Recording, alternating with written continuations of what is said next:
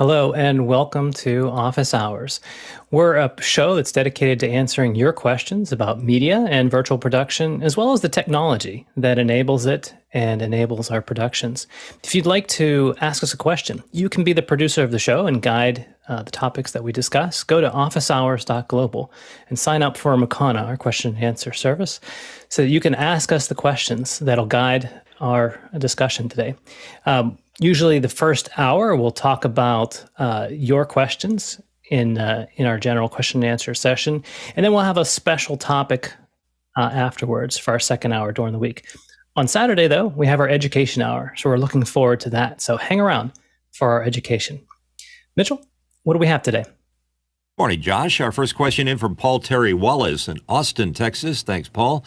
On a Mac M1 Mini, can you stack the Satechi hub with the Elecife USB-C hub and an OWC MiniStack STX and make a stack hack? Go ahead, Nigel. So a bit like this in Jurassic Park, the answer is not can you, but should you. I suspect you can stack them. You can probably put them very high. I don't know how good they are. I don't know how much circulation of air you'll get with them. Particularly, it depends which models you've got and how you use them. I think if you want to build something like that, I think get it in a rack, get it properly ventilated, make sure you've got enough clean air around it. I think the other interesting question for us is, at least for me is, I'm wondering whether the next generation Mac Mini will be the same shape and size. Will it be the same height? Will it be a different width and length? And so I would be tempted, until I know that, not to start doing anything and buying add-on units that define the size of the footprint. Good, Mitchell. Nigel is spot on. I have a Satechi, and I'll show it to you. And you can stack it if you must. There it is. I keep it underneath my desk in a little metal container here. And speaking of keeping it cool, there is a fan off to the side. But in my particular case, I don't have enough room in here to put another Satechi in here. And then the other thing is to keep in mind is, sorry about the Dutch angle there, is that there's only two Thunderbolt ports on the M1 Mac Mini. So essentially, yeah, you could stack a lot of them, but you wouldn't be able to run a lot of them without more than two Thunderbolt ports. Mark. So I have the MiniStack, the OWC MiniStack STX, and it's a Thunderbolt extension. So you would want to be careful of the order in which you run the daisy chain so you don't slow down the devices after the Thunderbolt. In other words, you wouldn't want to plug in something that's USB-C first and then try and plug everything else into it. You'd want to have whatever USB-C connection is to be last in the chain. Fantastic. Thank you, panel. Let's go to our next question. From Douglas Carmichael, I've been testing Shadow, and there's a link to it, as a cloud-based Windows PC. And I'm so far impressed by its performance. Even over 5 gigahertz Wi-Fi with 50 milliseconds latency can be a useful tool for 3D Unity UE Blender in a Mac-first workflow like mine. And Guy, do you think he's talking about the regular or the Pro version of? I think he's talking about the regular version, the $29 a month. It's funny because at CES 2019 or 2020, I was in the Intel booth, and this gentleman from Intel was talking about the future of computing and gaming and how that they were going to have these basically dumb terminals that you could rent and you would tap into the cloud. And it must have been 2019 because I was first thinking the guy was kind of crazy, but then I was like, I guess that makes sense. You rent a computer, because back in the early 90s, we had our POS system that was running off of these terminals, and everybody had just like screens with keyboards, but then the horsepower was some big server rack. I don't even know where that thing was in the building, but this is now the new normal. And I have it running. So here's the premium version. So the premium version jumps you up to about $40 a month. The equivalent so it's an extra $14.99 a month, and you jump up to an AMD EPYC 7543 CPU with 4 cores, 8 threads, 16 gigs of RAM, and then it's the equivalent of an NVIDIA RTX 3070. So if you want to use Unity and Unreal Blender and play with those on the Mac on this virtual machine, you might want to look at I think they've opened it up to everybody now, but I jumped on the beta early. So like this is Livestream Studio running on my Mac Mini M1. And then that's let me see if I can pull the specs up here. Here's the specs of that machine. So this is a Shadow PC Premium, and you can see that it says that it's got 4 cores, 8 logical cores, 16 gigs. The crazy thing is, for some people that may not have a lot of bandwidth, I'm pumping. This is a server Shadow cloud computing. You can see right here. There's the IP address. You can see that I'm getting a 983 down, which is actually faster than what I'm getting here at my house. So, and I'm 105 up is what I'm getting. I'm doing 100 fibers symmetrical here at home. So if I need to pass some files around and I don't want them to touch my home machine, I could just fire up my Shadow PC and toss files around. If I need to do a quick edit, I can edit it up in the cloud and then kick it back around. So it's kind of interesting to be able to run apps, sophisticated apps like Livestream Studio. The other thing that I was running on here is SRT Mini Server, so I could turn SRT into NDI and bring it into Livestream Studio or into vMix up in the cloud with Shadow PC. So it's like having a $1,500 PC for less than $50 a month if you connect it to a fast connection. So even if you're out on cellular out in the field, you could be putting graphics. So you could be ingesting, throwing a graphic over the top, like let's say it's a high school football game, and you only got one camera, you can be feeding that in, having announcers come in from home, cutting that and putting graphics, lower thirds and things like that, all in the cloud for less than $50 a month. So pretty incredible what you can do when you start to think of, the future of this type of computing up in the cloud. It's cool stuff. Yeah, it's fantastic. It looks like you've made good use of that, Guy. Question about the networking. Of course, the base model is a bit restricted as far as opening ports. Have you found that to be different with the Pro? It's the same. You can open up ports. So that's why something like SRT Mini Server, it does this proxy thing where you're able to get around having to open up individual ports. So that's the downside, as opposed to I'm a big AWS user, and with AWS, I can totally granular control every single port, every little nuance of that. But that's AWS. And now the difference is I could leave this machine running. Well, Shadow, if you don't do anything for an extended period of time, they can down your machine. So for $50, there's some people that won't use it all the time. So they're counting on people not, leaving it on 24/7 and hogging up all the bandwidth and computing power, because it's basically a shared machine. With AWS, you're guaranteed that machine, you're guaranteed the bandwidth, but you're also paying for it. So you're paying for not ingress, but egress data. So if you're streaming something 24/7, you're going to be paying for it. So AWS is much more expensive. It's about $1.50 an hour for the same equivalent, maybe $1 or 75 cents for about the same equivalent machine. Because for $1.50, you can get a G4DN 8X, which has way more RAM, 128 gigs of RAM. It's just a way beefier machine. I don't remember how many cores and what the exact speed is, but you can look it up online. So, but I know Douglas had some serious concerns about learning AWS and having, those overage charges, because those of us that have done AWS long enough, we've gotten bit with the huge $300, $400, $500, $600, $700, $800 bills for leaving something on, and it's not fun to open up your statement and see like, dang it, got to hit again. So it's a fun place to play if you have a Mac and want to get into a PC but don't want to commit to buying. Shadow's really cool. Yeah, and I see that they have it in the GPU that I had on my Shadow PC was in fact an NVIDIA.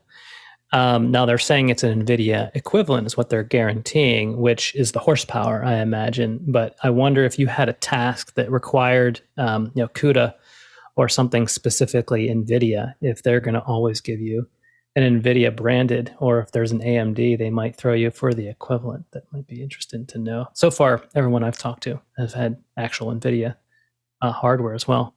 And you said, Guy, that you were able to get around the ingest by the proxy that SRT Mini Server has, that you didn't have to worry about that. Yeah. So I guess it might be adding some hops there, but I don't think it is, because I think with SRT, it's basically acting like it's not a turn server, but through the proxy, once the connection's established, I don't believe any data further is having to bounce somewhere else. So I haven't seen an added latency, but I'd imagine Yeah, I'm not sure exactly how that works with how it gets around it. There's some tech details in there, but I found that it works. So SRT mini server again will allow you to take SRT, convert it to NDI, and then NDI is what Livestream Studio and vMix will see, and that way you can get it. Well, vMix would natively see SRT, so you wouldn't even need SRT mini server. I just like using it because you could throw 12 feeds in, and usually what I'll do is I'll run SRT mini server on a different instance. So that's the benefit of AWS, is that we can divide up tasks. So we could have 2 machines. You can't do that with Shadow. So with AWS, we'll do 3 or 4 for a show, and that way one machine's running SRT mini server, ingesting the feeds, and if somebody attacked that machine, it would be fine. The cutting the show machine would be fine, but generally we try to keep our machine that's cutting the show even off the internet. It could just sit there with no internet connection whatsoever, and all the NDI feeds are exposed to the internet, but they're coming in. So if somebody, like if you're a broadcaster, you don't want your show, in danger, especially if you've got some sensitive stuff up. You don't want people being able to get to that machine. Yeah, that definitely still the advantage of the cloud is scalability, having all of that at higher, as well as, extensibility. The guy originally, not too long ago, you had a little lab with the SRT mini server. Did you use an AWS instance when we were doing that? That was definitely AWS. So we fired that one up in my VPC, and then we were letting everybody go direct. So that was not running SRT mini. Well, no, we did run SRT mini server, but that just because we have the public IP, we could just as easily have done vMix straight in. And I'll do that in our Facebook SRT group. I'll frequently throw up the 9-up Brady Bunch style and just put the ports and just be like, here's the IP address, shoot it over to this port, and you can see, through like your phone running Larix that you're indeed sending SRT. So it's a fun group to be able to experiment and see, what does it look like and how fast is it? What's the latency? So it's SRT is the future. I mean, especially some of these bigger cameras, they're starting to put SRT right in it. So that, it kind of boggles the mind to think about SRT bonded in the field, being able to shoot it up to one of these shadow PCs or AWS. Somebody's adding commentary, you're sucking somebody in from Zoom, they're in their garage, but they're able to add all this, critical information to, an event, and it's a show. So, the future's, it's exciting, especially when you think about venues, Live Control said that they were the biggest live event producer in the world, and just looking at their model, I know it's a lot of churches, but you look at the venues, you said that they're doing jazz clubs and things like that. It's like, when do we get SRT cameras in every venue and you're just pulling them in? It's just a feed. You're just pulling it in and it's sub-second latency. So, that's good enough, especially if you're cutting and they're coming, if you could sync them from multiple places, it's pretty amazing stuff. So it's indeed the future. Yeah, absolutely. So if you, don't want to, you have a fixed bill and don't want to worry about being scared or getting shocked and getting your feet wet to some cloud, the Shadow is definitely a good way to jump into it. In fact, they even have their own, home built RDP into their system. Guy, do you use that, or are you parsec into your? Yeah, I'm using their RDP, so I haven't tried to parsec into it, but yeah, you can. If I jump back over to it, you can see this is just their app. And so behind, you can see the typical Mac, in the corner, you can tell that I'm on a Mac. You can see my Mac stuff up top, but then this is inside. And then when you want to take it full screen, you can press that keyboard shortcut and it'll take it full screen. Or you can press that, and it's just like, it's so weird to be like, wow, my Mac Mini M1 now fully looks like a PC. It's kind of a different world. What is this sorcery? And I think they also have a USB tunnel available to where you can connect some peripheral devices. I haven't tried that too much, but I know that mostly connecting like I don't know if they talked about a headset or something else you can connect to your local machine. Yeah, I haven't tried that either. I haven't tried the USB stuff. But pretty interesting. So yeah, without a whole lot of skin in the game and to have a constant bill, that's a good way to at least get exposed to doing things that working with equipment that's not sitting in front of you. All right, let's go to our next question, Mitchell. From Tony Mobley in Noonan, Georgia. Thanks, Mickey, for the countless hours of help last night and this morning. Does the panel have any idea how I might recover my virtual camera extensions that are missing from M1 Mac Mini? All right. Guy? Yeah, I'm not sure exactly how, but I just wanted to comment on how impressed I was with everybody digging in and trying to help Tony last night. I mean, I have at my foot right now, I haven't plugged it in, but I was almost going to duplicate Tony's exact chain. I mean, that's pretty deep when you got a gang of people that'll be like, okay, you got a phone going into an ATEM. All right, let me go get the ATEM, plug that in. Then from the ATEM, he wanted to figure out Video Pencil to be able to telestrate with his iPad. And then we were using, there's a new little app from the developer, Michael, developed a little app that you run on your Mac Mini or Mac, whatever you have. And it'll take that feed and bridge it together. Your Video Pencil, I think it's NDIing the alpha channel, and that way you can see what you're doing, and it kicks it out, and you can use it as a USB input into Zoom. So it was an interesting challenge, and I was able to get it to work on my machine, so I know that it works. But so there's something up with Tony's machine, and so Mickey was in. We had Peter Sargent jumping in, and we're all trying to figure this out. But we know that it'll work because, I'm here with my machine up in the Northwest, and I just duplicated what he was doing almost pound for pound.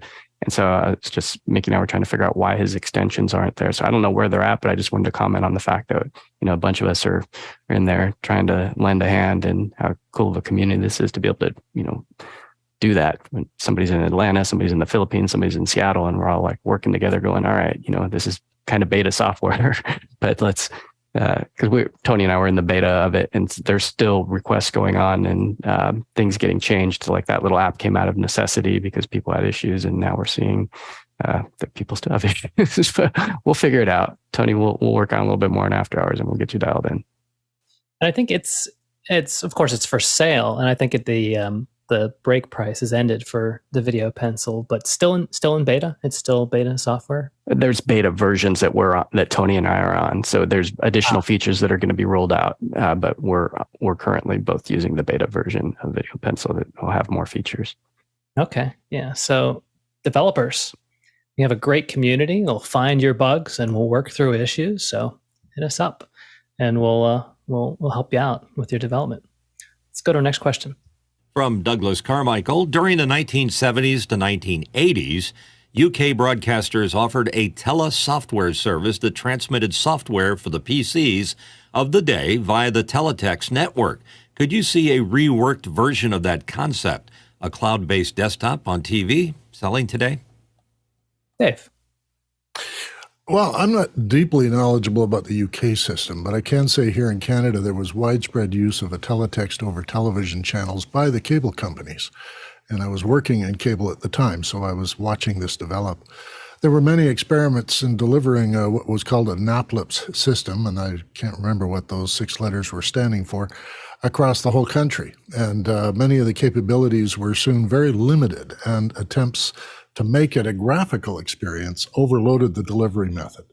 So because televisions didn't have on-board rendering capabilities, each graphic had to be built in layers.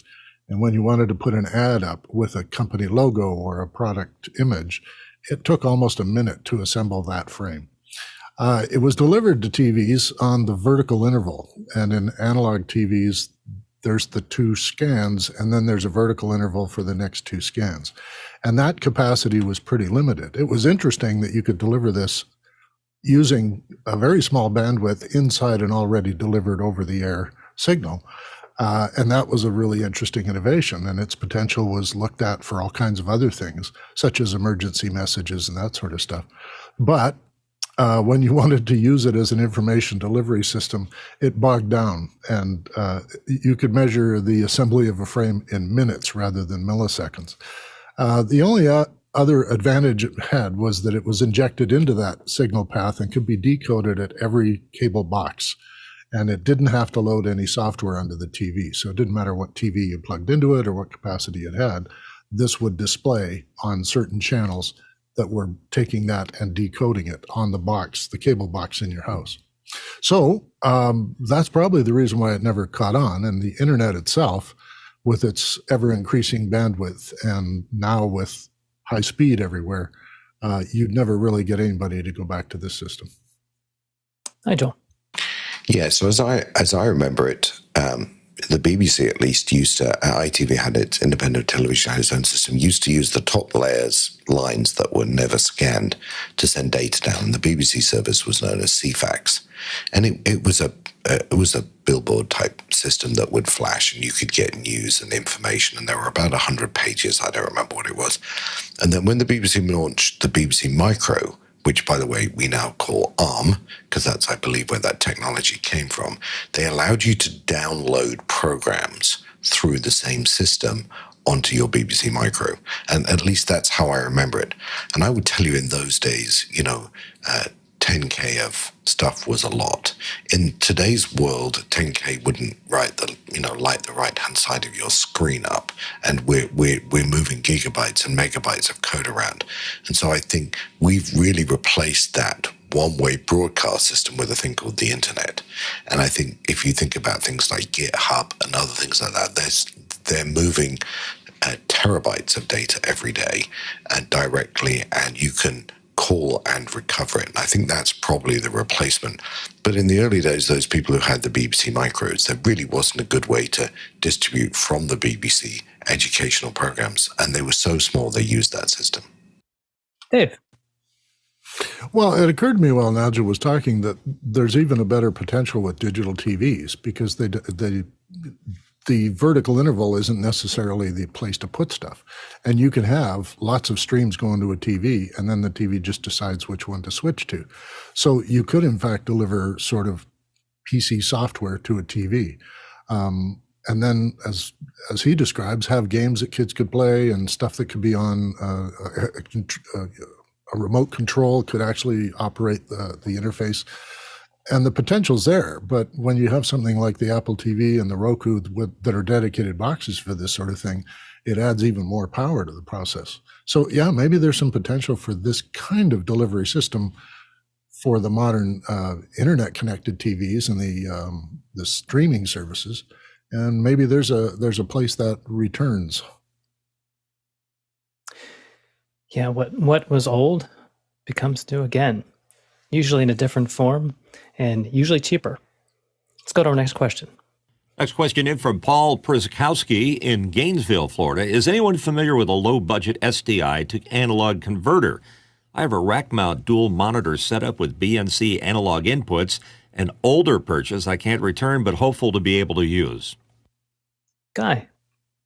Yeah, I don't know if you really want to throw good money after bad. You might want to just look at replacing that monitor, getting rid of it, because the money that you can throw in, let's say, for instance, you go with an AJA device, that's going to be $399. The one that used to cost that much but doesn't cost that much anymore, whoops, wrong screen, is this one, the SDI to analog adapter, which is $215. So that's the cheapest one that I know of that's worthwhile. So I would look at getting that SDI to analog box if you want to continue using that monitor, but it's going to be soft. I mean, that's the other thing, is digital to digital is clean. So if you want to go after the AJ, go after the AJ. But if you can get rid of that monitor, I would look at selling it off and getting something that is native SDI instead. Yeah, panels have become such a commodity these days, but understand the willingness to try to make that work. But let's maybe look at a better solution. All right, thanks, panel. Let's go to our next question. From Craig McFarlane in Boston, Massachusetts, are there any significant reasons for not updating to Mac OS Ventura? I don't hear much about incompatibility issues compared to previous releases. John. Just because you don't hear about compatibility issues doesn't mean you won't experience them yourself. Anytime you change your system, you're introducing risk, and unless there's something specific about Ventura that you need for your work, you might consider holding off longer. Go ahead, Mitchell. Yeah, I think Alex has counseled that February is the time to do that, but I was bored and I figured I'd give it a shot, and I didn't do it right away. Never update to the latest version right away, and never have it set to automatically update. The only things that I noticed when I did it going to Ventura was that it blew out my my links to my Adobe stuff. But other than that, it's worked fine. So I have no issues, but your results may vary. Go ahead, Nigel. Yeah, this is one of the times having multiple machines is an advantage because my beta machine went first. So I have a machine I run beta stuff on that I isolate from the rest of the system. So I put it on, I put the beta on, I've been running it. My big question is how would the Dante stuff work? And so far it's working for me. But I would never trailblaze with my production machine. Yeah, my thoughts exactly. Go ahead, Dave. Well, I've had it for a little while now, and I'm not seeing any major problems. The suspicion I have for incompatibilities rests with some of the Electron apps that I'm using, and sometimes those act funny or slow down. So I'd be a little cautious about what the upgrade path is for some of these developers in the Electron environment. But I think all the other developers that I buy my stuff from got a lead time before Ventura to be able to update. And I think all my software updated to anticipate Ventura. So the transition for me was pretty easy. Go ahead, Mitchell. My main editing system is a 2015 Mac Pro. It said no thank you. I cannot do it. Yeah, I know there are some really interesting features that Ventura offers, and I have not yet updated. My biggest reason that I might do so, a little notification in the bottom tray that keeps telling me to update. That's about it. But go to our next question. Paul Przakowski from Gainesville, Florida. I'm a PC guy. Got my first M1 this year for ZoomIso and recently was given an older Mac Mini. How are you using older Mac Minis in your workflows? Go ahead, Mark. So we've taken our oldest Mac Mini, a 2012, out of the workflow and put it in the lobby of the radio station, and it just shows the web pages as they flicker through the news and weather. Nigel? Yeah, I think that's a great use. The other thing I do with my old Mac Mini is I use it to be my interface into Zoom. So when particularly on office hours, that's my one device that I send everything to that just manages the Zoom connection. Nice. Fantastic. And so not really much of a network limitation on that, I suppose. Still a lot of uses for these older ones, and you can use them for Zoom OSC, not recommended for ZoomIso, though. Let's go to our next question. From Craig McFarlane in Boston, Massachusetts, is there a setting or way to tell Mukana to give me the full view instead of the limited mobile view? Go ahead, John. There is a whole list of commands that you can use in Mukana. I believe specifically the one you're looking for is /display mode, all one word. But I'm sure someone can put that in the chat. And I'm looking for it. There's another link for the embedded. So here's what you do. You open up the email that comes to you every day, and you'll see two links. One of them is for the embedded view, which is the full, and the second one is for the mobile view that you're using. So click on the one for the full view. It's called with the embed, and there you go. You have your full view.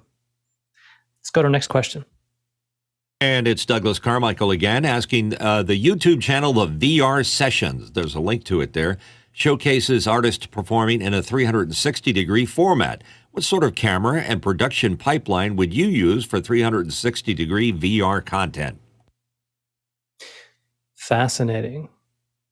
And I didn't get a chance to look at the content for that particular YouTube, but what I've seen in recent months is that the sensors on these 3D cameras are getting larger. We're seeing them in 1-inch size, which is fantastic.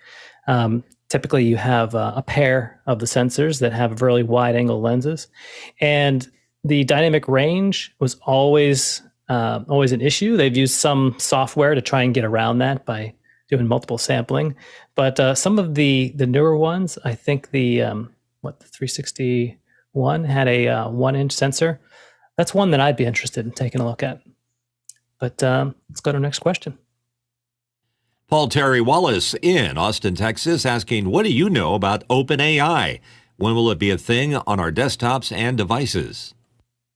Nigel. What I know is I started playing with it yesterday. We have a sort of office hours equivalent for the team at work where we talk about marketing things. So we started asking it marketing questions yesterday, and we were deeply disturbed in the quality of the answers we got back. And particularly one thing that we had all been struggling of working out how to say, we asked that question and we got back an answer. Too wordy, but it was really a very well-structured, thought-through stuff. I also saw something on TechCrunch today, a headline that says, has ChatGPT become a virus that has been released into the wild?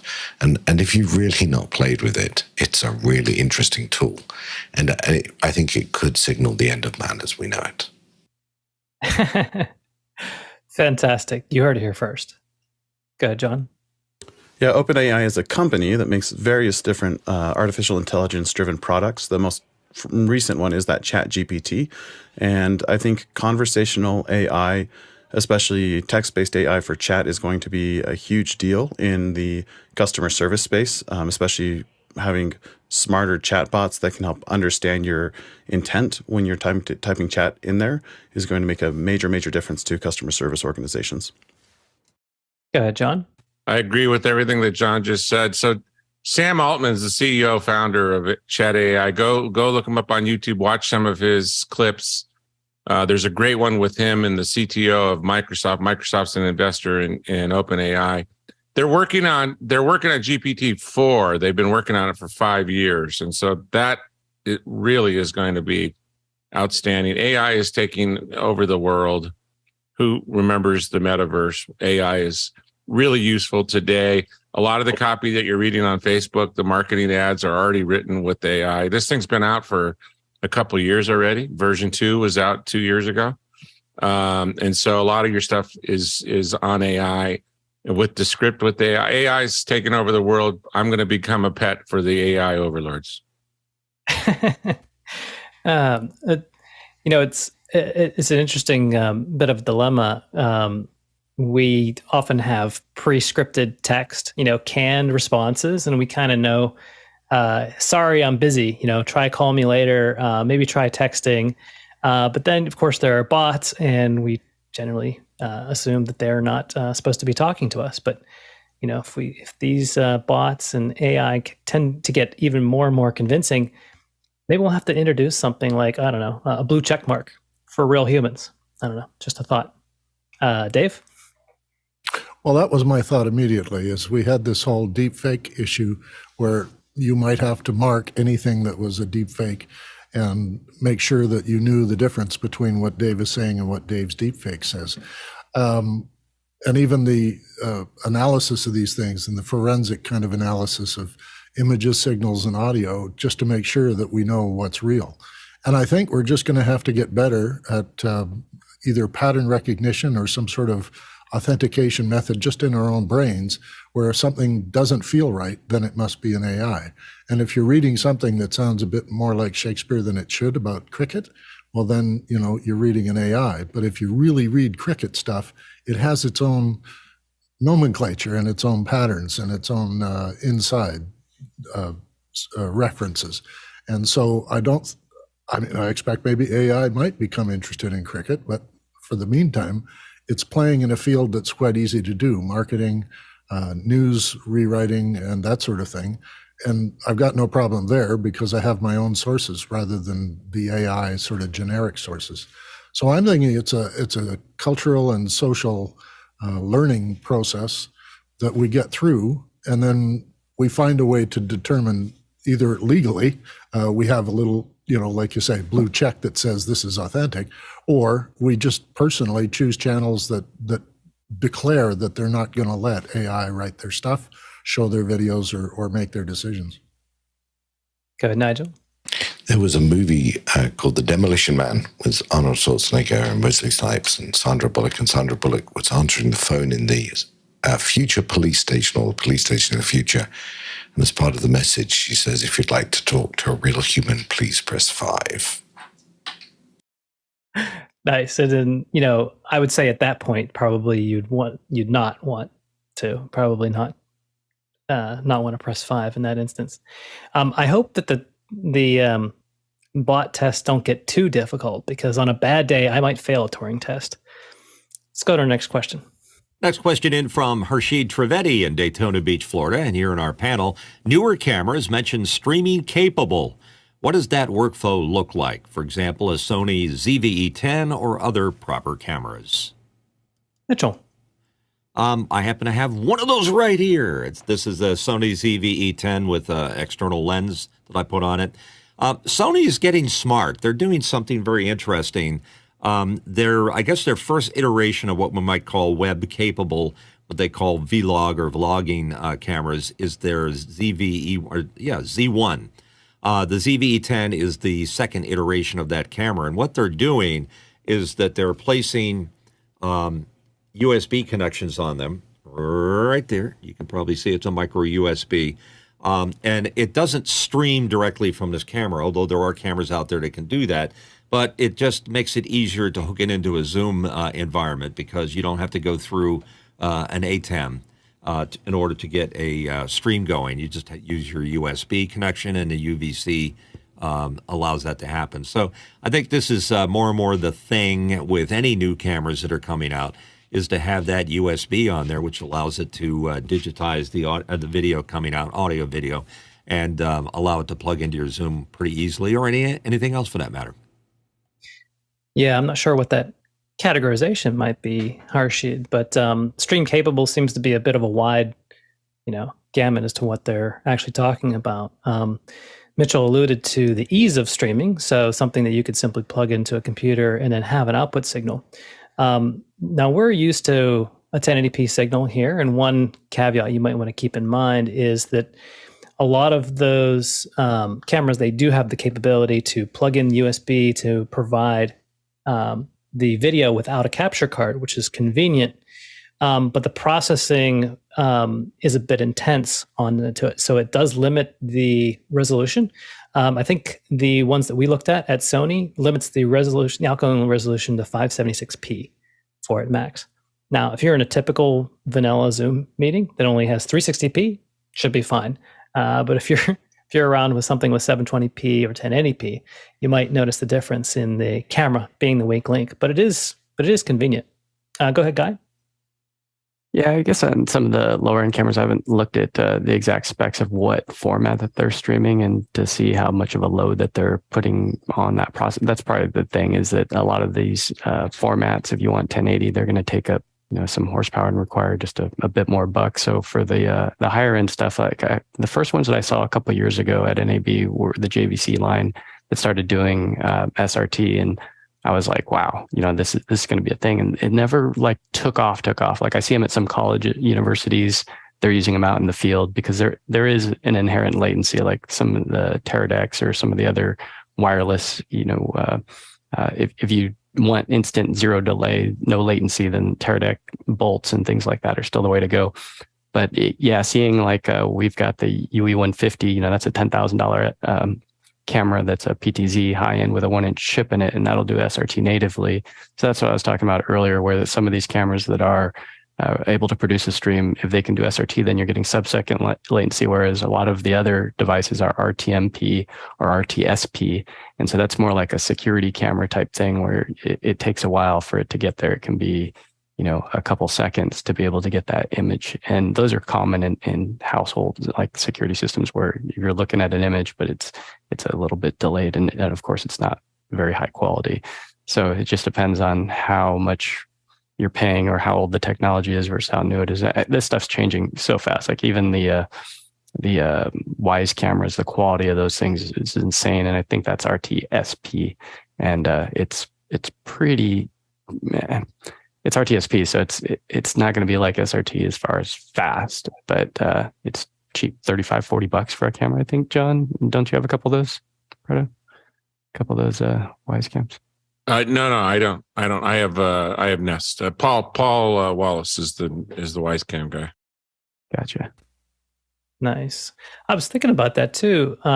So if we were doing something like what we did for Cinegear and NAB, if we had an SRT capable camera, that would change our streaming gear and our rigs, some of our mobile rigs. might be or a box, that we use. Jonas and Tucker and Greg, we all own Epiphan Nanos, and those will push up a proper SRT feed. But there's cheaper boxes. I mean, I think you were looking at some, Josh, weren't you, that were like less than $200 off Amazon? Did you ever buy one of those to see if it works? I didn't. Yeah, you kind of scared me with the interface. Yeah, I have one that, I still can't get it to work right. So, I mean, that's the thing, is like you kind of get what you pay for with the name brand companies. The interfaces are really slick, especially the Epiphan Nano. If you get the cloud control one, you could send those devices out in the field, and then you can control them remotely. So if you have a church or a school and you have an auditorium or a house of worship pedestal where you want to just point that camera. Well, actually, what I want to do is I want to talk some of these guys into putting PTZ control in the hardware. So now you can have any camera and then control the PTZ. It'll just find it, because I know you can do it. It's just a matter of implementing it. But that would be cool to be able to use any PTZ camera via SRT. So you can have old technology, because we have older PTZs at our church. It'd be cool to be able to do that. So, and then I found a $500 SRT bonding camera. So that's also something that's going to be the future. I'll put a link to it. It's by Mind Media is the name of the company. They've been trying to get me to sell it, but it's around $600, and you can put 2 SIM cards in it, and it'll bond. And they're talking about it free bonding for the first year, and then it's like 50 cents a gig or something like that. So that might be a thing. Like we might be seeing cameras in the next year that are from major manufacturers that have 2 SIMs plus the ability to Wi-Fi plus Ethernet. So USB-C to Ethernet port. So 4 connectors on the camera body, SRT up, fast, long lens zoom. It's happening. You'll see it. That's amazing. There's what you'd call a stream capable camera. And I wonder if it gets to the point where they're the printers and razor and blades model where you get the camera for free, you just pay for the data. Go ahead, Mitchell. Yeah, it's true. The streaming capable camera can be any camera that puts HDMI out can be streaming capable if you throw one of these HDMI encoders on it. Takes HDMI in and it comes out up here in a USB connection. And as you see, I haven't used it yet because Josh was correct. He was literally right there when I plugged my Sony FX3, my beautiful Sony camera, into the net via USB, and he said, "Well, did you check the frame rate and the aspect ratio and all that stuff?" And yep, it was only 570. So I've given up on that particular project. So it is technically streaming capable, but it's not what I want it to be. I want it to be a 1080i. Yeah, and I guess we're kind of spoiled too with the 1080p Zoom meetings. A lot of people in their traditional ones wouldn't have even noticed the difference. So if that's your jam, you just got to know what your destination, what your deliverables need to be. All right, Harshid, hope we gave you some things to think about. Let's go to our next question. James Babbitt in San Diego, California asked, does anyone on the panel have a review of the 10.2-inch Amazon Kindle Scribe for reading with e-ink and taking notes with a pen? John. I've not seen the Amazon version, but I do have the Remarkable 2, and you can easily draw on it, and it has an eraser on the other end, unlike some Apple devices, which is really nice. You just flip it over and erase what you need. It has replaced my personal notebook, and I really like it. I've heard that the Amazon version has some features that are missing, like it doesn't synchronize your markup from the device to your Kindle library, for example. I think Tech Meme Ride Home podcast recently had an episode where they discussed it. What do you use your scratch pad for, John? I take notes. And like, for example, for my one-on-ones with my employees, I typically write them in here instead of typing them on a computer. Nice. And what do you do after you write them? Does that sync to any of your note services? Or I am not actually using it to sync at all. It is literally a replacement for a paper notepad. Nice. But you can have multiple different notebooks in it and that sort of thing. Cool. I've seen some of those. I've been tempted. But yeah, glad it's working out for you. Let's go to our next question. From Harshid Trivedi in Daytona Beach, Florida, and right here, my ears perked up when I heard about a new mute switch on the panel. What brand is it? Go ahead, Mark. So it is a Copal, and it is. I have a close-up of it. I'll go to that right now. And so it has dynamic or condenser as an option, and you can use the switch to push to talk or push to mute. But we heard a little bit of noise in the background this morning before the show, so I disconnected it and am going back to the old mute button that you push on the screen. Oh, so that's how you heard about it then, Harshid. Okay, I get you now. David? Well, I'm a new mute button user too. For the last 6 or 8 months, I've been using the mute on Zoom. And on the recommendation of Mitchell, I went and got a Rolls MS-111 mic switch. I set it to push to talk because that's sort of the way I learned talking on a mic in radio and that. And I also did a little mod on it to dampen the metallic sound of the switch. So I did a little experiment there. I think it's working because nobody's complained about hearing it. And sometimes we've heard that the Rolls has this sort of clanky sound when people push the button. But that's a thing. And I've also seen people put an LED onto their Rolls to indicate whether it's hot. So that's my new one. I'm interested. What was the mod? Oh, well, there was a picture on Discord earlier of someone put an LED. They drilled a hole and put an LED in and wired it into the system so that when your mic was hot, the light was coming on. Okay, nice. Mitchell? Yeah, one of the tricks on these mechanical mute buttons is that your microphone, if it's a condenser microphone, it wants to see that 48-volt phantom power. So there might be some power that it's passing through, but it's pretty tricky because you just can't cut the connection physically in order to mute it, because when you turn it back on, the mic's going to have to power back up and there'll be attendant noise to go along with it. And if you looked at that switch that Mark was showing, there's a little switch on the front of it that says dynamic and condenser. There is no, if you're not using a condenser microphone, you obviously leave it a dynamic. There's no voltage to be switching there. So that's the tricky part. And I think we were talking earlier off camera a little bit about that. Are they actually cutting the connection? Or are they muting or dimming the connection? And some of these will only dim down to a certain level, albeit a very low level, but still, even on my expensive studio tech, if I mute it and shout at the microphone, you're going to hear just a tiny bit coming through. Mark? So we will play with this in after hours and see if it's generating noise, even though it's supposed to be muting. The one nice thing about it is it does have a light, and it tells you when you're muting or however you set it up, whether you're muting or whether you're talking. I like that big red button. That's just cool. All right, next question. From Tony Mobley in Noonan, Georgia, what is the recommended capture card to add to my setup in addition to my ATEM Mini Pro? Go ahead, Nigel.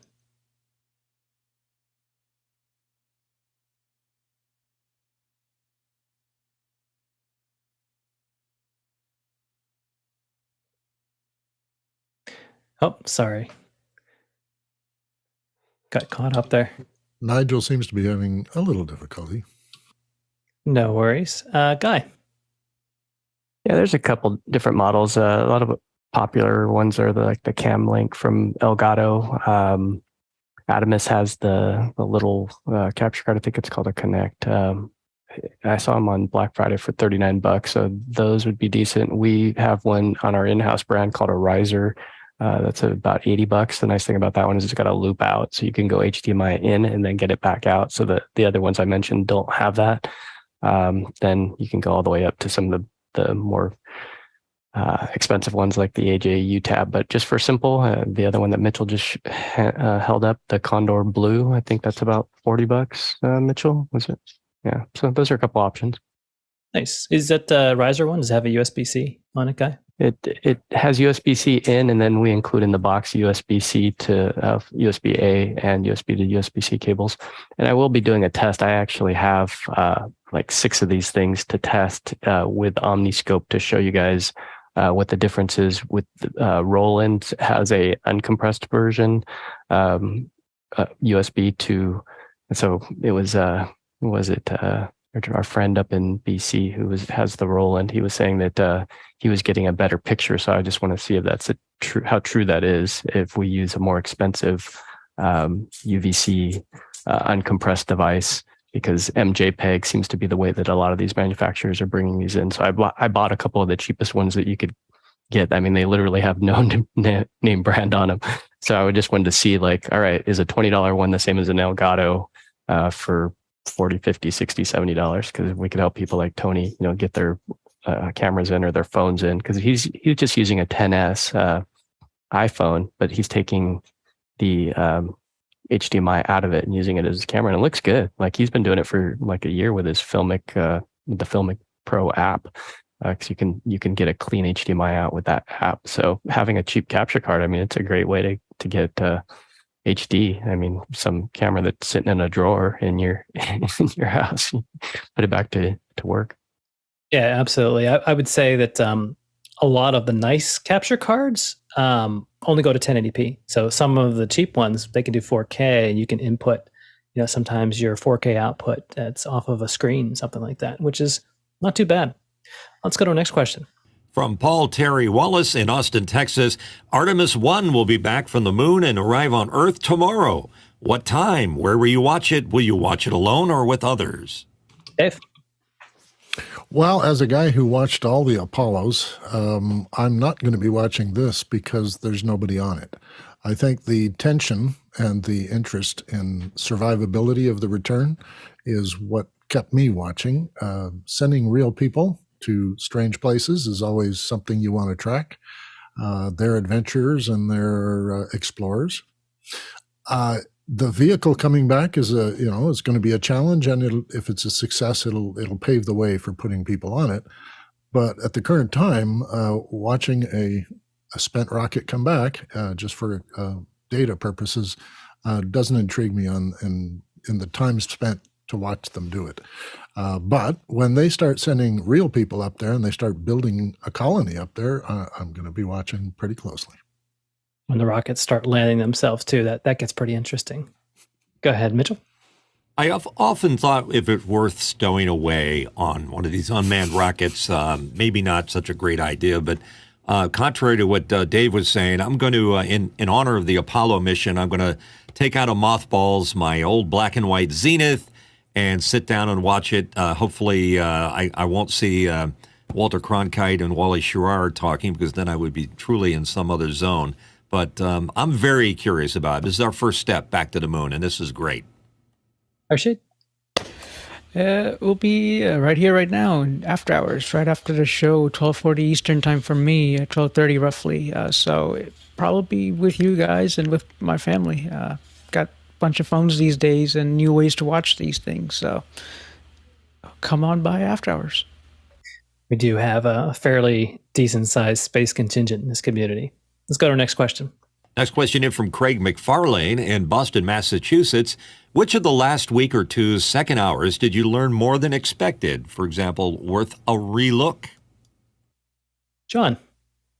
There was 3 good episodes in the last, 10-day period or so. The one on polarity in phase was a really good episode. The one that Felipe did was also good, and then the one that Bill did about the talking camera I thought was useful as well. Yeah, DaVinci Resolve on an iPad. Mitchell? Yeah, the polarity phase one was interesting. It blew up my brain. I always thought that when I was flipping pin 2 and pin 3 on an XLR connector, changed the phase of the microphone, but no, it changes the polarity. So go figure. That was a little lesson that learned from a 68-year-old guy. That was fantastic. Go ahead, Dave.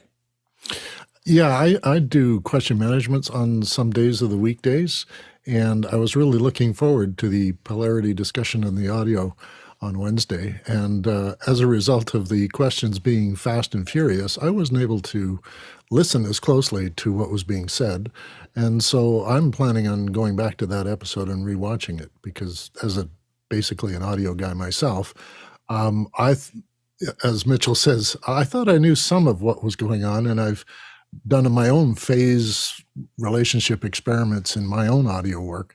And I've had some success with some of these strange configurations where you're solving some hum problem or something else. And I was kind of curious. So unfortunately, I wasn't able to pay attention to it as much. And I'll do that on the second round. Absolutely. Don't forget about we had late arrival, our sound devices, folks from Gary Isaacs and Paul Isaacs and Gary Trenda talking about their new wireless solution. Really interesting. Let's go to our final question.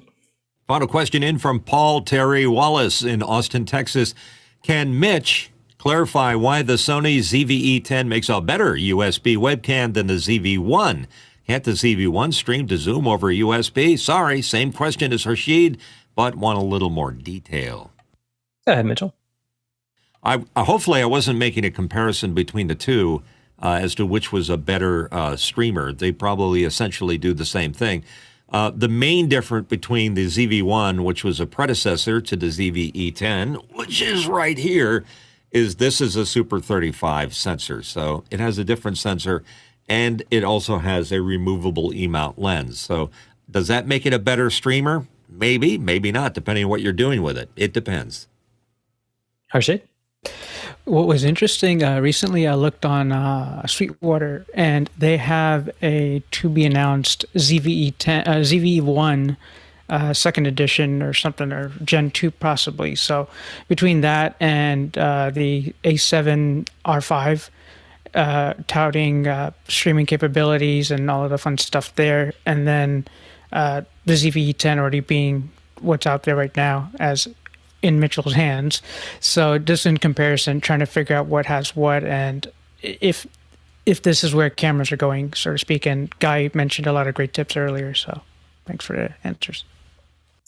Yeah, the new one that Harshid was mentioning is the ZVE1F, F for, I think, fixed lens. So it doesn't have the zoomable lens, but the Achilles heel for the ZVF1 was always that it was never wide enough for folks that wanted to actually hold it like a vlogging camera. So the fixed lens doesn't zoom, but it has like a 20 millimeter equivalent, I think, wide angle zoom. But that's it. That is the end of our first hour of questions. We really appreciate all of the questions that you've asked us and the panel for answering our questions and providing us all of that commentary. And we also appreciate the back end that makes our show happen each and every day. We'll see more about them and the people that help make this show happen in our credits at the end of the show. But now we'll be transitioning over to our education hour. John, what do we have? Thanks, Josh. During our education hour today, our panel will have a special guest, Jon Corippo, author of Education Protocol Field Guides, books number 1 and 2. He's also a Google certified educator as well as an Apple recognized educator, and he was a top influencer for education. We'll talk about how you can use protocols to make your lesson plans more effective with less work, and we'll talk with him in 5 minutes.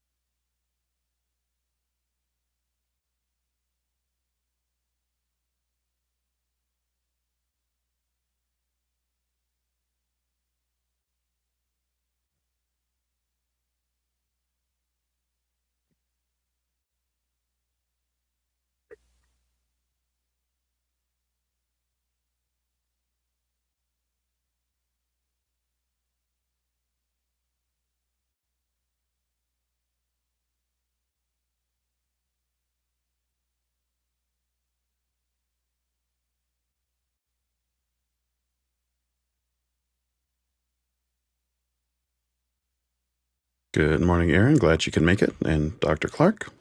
John, nice to see you. Hello. Morning, Tony. Good morning.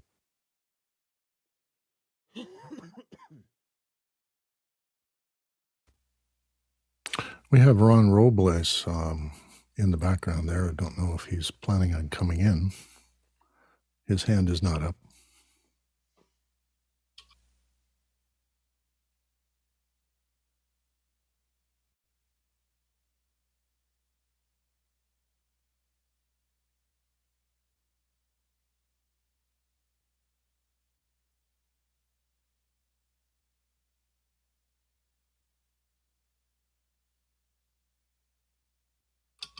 Now's your chance to throw a question in for our guest.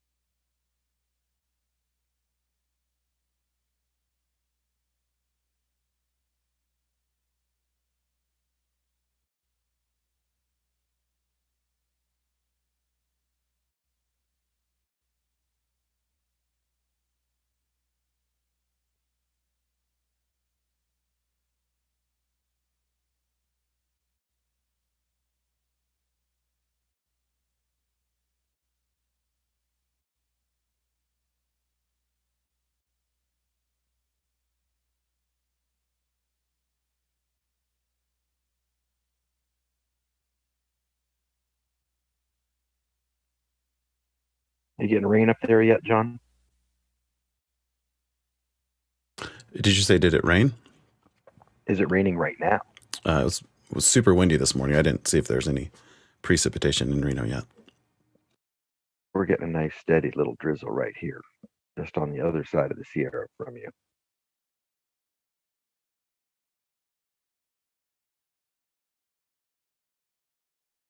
Mm-hmm.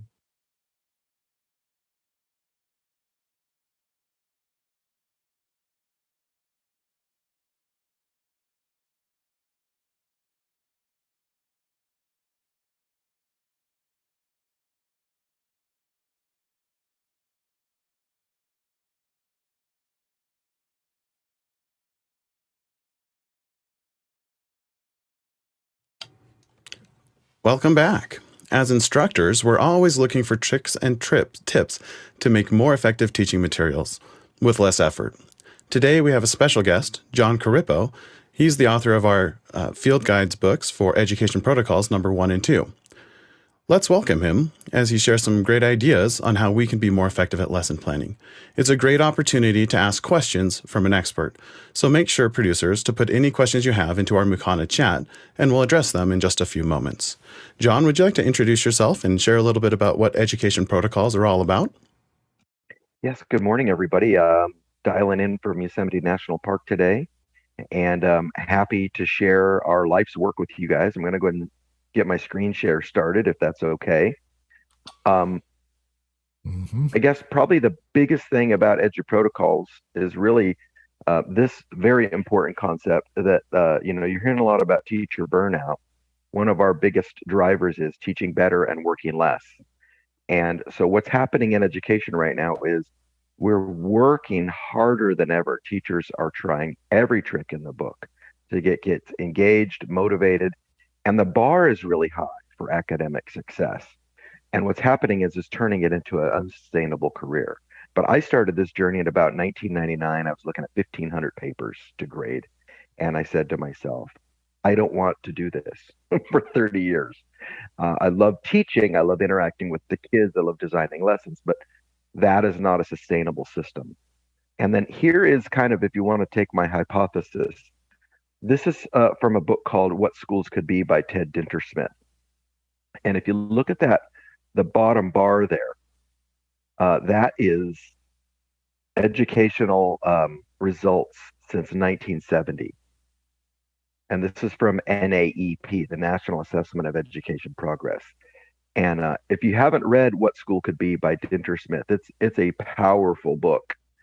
He traveled all through the United States talking with parents and teachers about the potential of school. And if you look really carefully here across the bottom, I'll use my little line tool.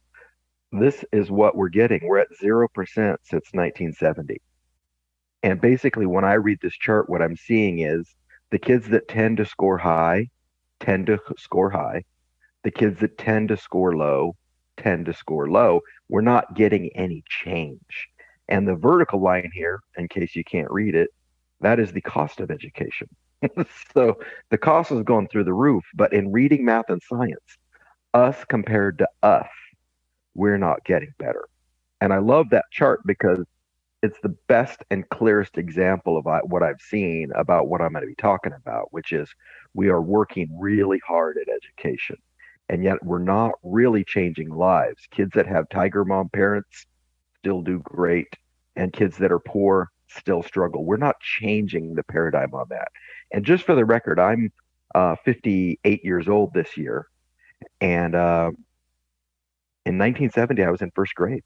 And so I like to take a parallel with cars. Imagine driving a 1970s car right now. You're going to miss your heated seats, your Bluetooth, your ABS brakes. You're going to miss the fact that it actually starts. If anybody lived through 1970s cars like I did, imagine 1970s football. There's a lot of running and not much passing. Imagine 1970s food. So, the world has moved on and education really hasn't. And I want to say I have so much respect for the group of folks that are joining me today. You guys, feel free that if I say something that sounds blasphemous or you want to jump in, jump in. So I don't consider this like a keynote where I can be, not interrupted. So, and then if anything shows up in the chat, definitely let me know. So Rest assured, we will interrupt you. Yes, we will. I love it. I love it because I'm here for the convo. I'm not here for the lecture. Like I'm going to throw some things out there, right? Yeah. So here's a manifestation of what I'm talking about. I get this text from a teacher. This is his AP class, you guys. This is his AP class. And look what he's got going right here. This is his AP class. His group is 71% passing. The state average is 54% passing. I know where he lives. It is not a high economic area. They're pretty middle of the road. It's like an agrarian community. There's a few affluent kids. There's some immigrant type kids. They've got a little bit of everything. He is nearly 20 points ahead of the global and state average. But here's the real kicker if you haven't read it. Full EduProtocol's implementation continues to work with virtually zero take-home grading. So that's an AP class, you guys. And he's getting dramatic and powerful results. Here's another thing that I think is missing in the classroom right now. And this used to be present, and No Child Left Behind kind of drove what was left of it out of the building. And I miss it. And I'm going to tell you the scientific name for this. But I was going through Instagram one day and this popped up in my feed. The creative process. This is awesome. This is tricky. This sucks. I suck. This might be okay. This is awesome.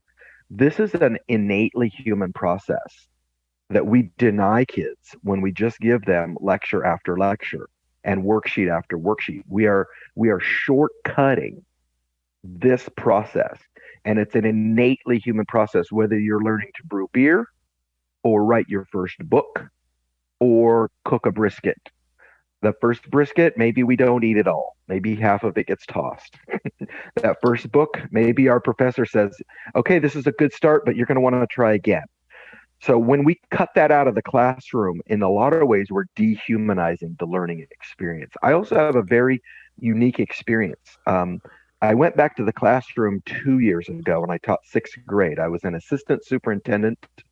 I had run an educational nonprofit in California that had like 30,000 members. Administratively, I was at the peak of my, pyramid, so to speak.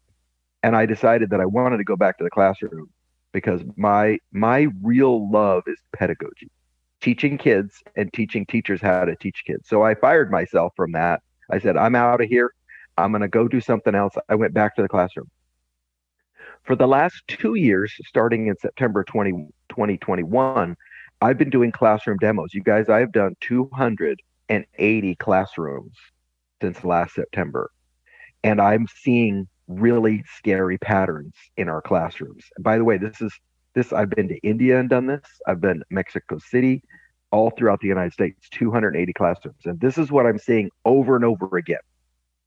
I'm seeing direct instruction, followed by here's your worksheet, followed by I will grade it after the game on Sunday if you're lucky. And that's what I got all the way through school. Remember 1970. Listen to me talk, watch a video, answer the questions. I'll give you grading and feedback 2 days later, 3 days later, maybe never. So this is the EduProtocol protocols. Yeah. Why do you think that is? That's what's arisen. Well, it hasn't changed in 100 years of formal instruction. I read any Bonnie Python fans in the group. I suspect there may be a couple. I read a really good book by Terry Jones. Terry Jones. I think so. Terry Jones, called The Barbarians. And in the book, he talks about how every sixth grade teacher on the planet tells people how the ancient Romans brought civilization to the barbarians. But if you do some real good research, they don't teach you about Vercingetorix, the British queen who defied the Romans. They don't teach you that there were barbarians that had more gold than the Romans. They don't teach you that the barbarians had a democratic government at the same time that the Romans had an empire. And so it's a really interesting assertion he makes, because he says, when we teach that the barbarians brought civilization to, the Romans brought civilization to the barbarians, we are basically still telling the Roman PR story from AD 400. And I think in school, we've got the same kind of a problem. There was a guy named Horace Mann who won basically a come to market model where he beat out another guy named John Dewey. And Horace Mann had gotten educated by the Prussian military system. He was very impressed. The Prussians had just militarized all of their schools because they had lost a war to France. Horace Mann brings this to the United States. He sells it to J.P. Morgan and Henry Ford because we need people who can work in factories. So the American high school was originally designed to develop people who can work in factories, and they need a high school education. And there's a book called The End of Average by Todd Rhodes that's spectacular at explaining this. So that was the long way around, but I'm going to finally answer your question. The machine was made to protect the machine. And so when you try to change the machine casts you out. So there's that was going to be my answer. question. That was going to be my question, because the creative process that you described earlier is endemic to human behavior. It's how children, Correct. It's how we do everything. everything. Toddler plays with the rattle to figure out what's going on with this rattle. I've watched young people balance a spoon on the edge of their plate because they're working out where the balance is. And you look at this and you think they're just playing with their food, but they're doing experiments all the time. And that creative process then meets the administration of school. And I think the bias is to administer the school first and make sure the kids learn second. Is that what you're getting at? I would agree. Basically, it's removing the children's humanity. I'm also a huge fan of John Taylor Gatto. We've got to make these kids be able to work when the bell rings and not care too much about their work, and then quit when the bell rings. And that there's this long process. Or put another way, you guys, if you've ever taught 6th or 7th graders, many teachers will tell them, why don't you answer questions? Why are you so apathetic? They've been getting told for 7 years, stop interrupting. And so after 7 years of the edu gulag, they say, I will comply. And then the adults say, why aren't you participating? And now the kids are not only frustrated, they're starting to get a little angry because you just told me you need answers, but when I talk, you get mad at me. Does this create a level of mistrust? I believe, well, I don't know if mistrust is exactly the right word, but there is a gap, a safety gap even. People become uncomfortable with extending themselves.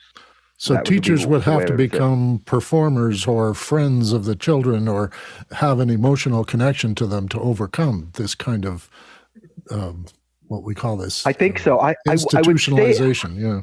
I would stay away from performer because you can't train somebody to become Robin Williams, right? And part of the idea of EduProtocols is that the pedagogical approach becomes the most important thing in the room, not the teacher. And in the Victorian model, your job is to listen to the teacher. I'm like an Aaron's nodding right now. Here's an experience that I recently had with first graders. I was demoing some math my way with first graders. At the end of the class, they all ran up and they brought me their papers. Look at mine. Look at mine. And the teacher started shooing them away. And I said, message from 20 years of sixth grade, never stop that instinct. I will look at every single one and I will reward their work because I know what this looks like when you tell them to stop. Never stop that instinct. So yeah, I'm loving the questions though. Keep them coming. I'm going to hop on to the next slide because here's what we do in EduProtocols. We immediately give the students work, which sounds blasphemous. We have tools like Kahoot and quizzes and Socrative and Nearpod. So in my world, what we do is we give them a question. And I will literally tell kids, I think you'll like this, Aaron. I tell them, if you don't know what a compound sentence is, your get out of jail free card is IDK. Just type in IDK. And I've had this happen multiple times. Nearly the whole class writes IDK. And Dave, to your point, it makes it a safe place to not know. Not knowing is safe. So I'll show them a couple of tricks, and now we get right into this. I know that only 4% of my class knows what a compound sentence is. Would you guys like some help? I've just turned myself into a cheat code. Here's a little direct instruction. Here's how you do it. And then guess what we do? Boom, we get right back in and go to work. And so this allows it to be a place where kids can experiment. We've literally, when I'm in this phase, I've literally had teachers watching the kids that I'm visiting, and they say, I watched the kid open up a new tab and type in and Google compound sentence. And when they see the definition, they close the tab and write IDK because they're like, I'm out. So I show them how to search for Google images to define these things, and they can do their own thing. This is so, John, really can I ask a question about that? Yeah, go ahead. Based on your structure there, my experience is primarily in the corporate instruction world, and there what we talk about a lot is microlearning, and what your feedback response mechanism seems to me a lot like transforming an instructor-led classroom into smaller chunks of microlearning at the front end of a lesson. Here's the corporate version of that. Here's the corporate version of that, because I think, Aaron, are you a public teacher? We get this all the time. Here's your bloodborne pathogens quiz for this year, to which everybody goes, oh my God, there's 3 hours. I took that quiz just a few weeks ago. So in the EduProtocols world, what would happen is there wouldn't be a PowerPoint. I would give you a Kahoot or a Quizzes or a Gimkit, and I would just let you play it over and over again until you've got above a 90%. So I completely skip the I'm going to tell you part, and I go right to the details.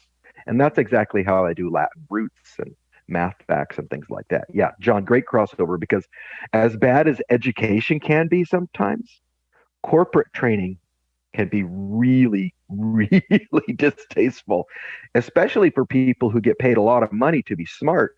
You know, to ask them to gear down to first grade and watch my slides for an hour or two is really insulting. And you just reminded me of a thing too, John. One of my former resource students, and if you're not into teaching, resource means they have a learning need. It doesn't necessarily mean they're learning disabled, but there's a gap between their achievement and their skill. He is now a trainer in the Marines, and guess what he's doing? I'm teaching him how to do all this stuff in the Marines, and they're eating it up because they're used to really Marine style training. And and everybody hates it, including the Marines. Another big thing that we used a lot is the Ebbinghaus effect. Are you guys familiar with the term, the Ebbinghaus effect? Look at his self-portrait. Like this, he's from the 1880s or 90s. We've known this for literally more than a century. But one of our big modes of teaching in EduProtocols is that we just assume that if you do something more than, so on the first round, you're at like 12% retention. Second round, you're at, say, 35, 40%. Third round, you're at maybe 60%. And on the fourth repetition, boom, we've got a class average. This is a class average of something like 80, 85%. But in teaching, we're so busy to move on. Aaron, can I get an amen? We got to get to the next thing. I don't have time. In teaching, we've got to move on. And so most kids are only getting 2 repetitions. Then we give them the test and we say, you guys didn't study.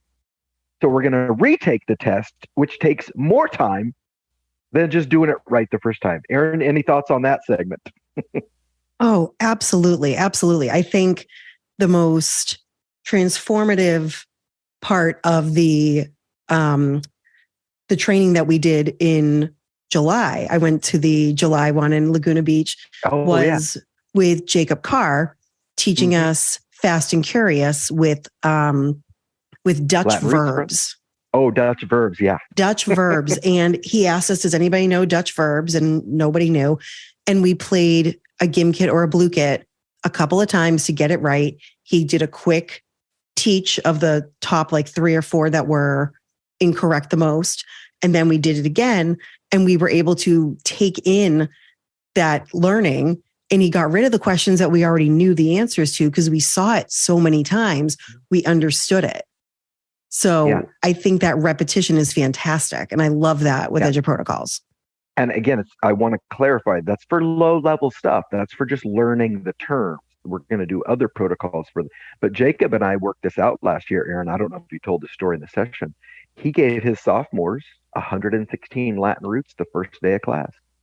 Now, in a normal setting with paper, pen, and writing sentences and all that, that's a Herculean task.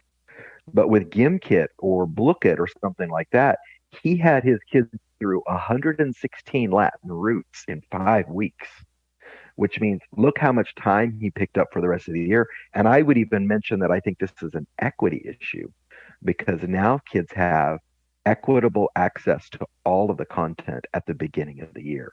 And I learned this in India on a trip last year to go super geeky on you guys. That's called ipsative learning. And ipsative learning has to do with learning from yourself. And the problem with the regular classroom model that Aaron and I were describing earlier is if I don't know how I did on the practice for 3 days, how do I get better? And so we're using the technology to give the kids the ability to see their feedback. In some cases, like Aaron, you guys are probably in Gimkit, you see the answer immediately after you miss the question, and you might get that question 3 or 4 times in a 3-minute segment. It's a real game changer. And a shout out to Sunita Gandhi, who showed me ipsative learning when I was in India. Is this a thing teachers have sort of intrinsically learned to look for? Is a student in the group that doesn't seem to be seeing what's happening and they do a repetition or 2 just for that student? Well, that's what we call small groups, which has never worked. Aaron, again, can I get an amen? We've been doing small groups at the kidney table since my cousins and I were in 1973. But the problem is using the same system with a smaller group is not going to yield results. So what will happen with a lot of these kids who have a learning deficiency is they get given, in some cases, Dave, a full-time adult human.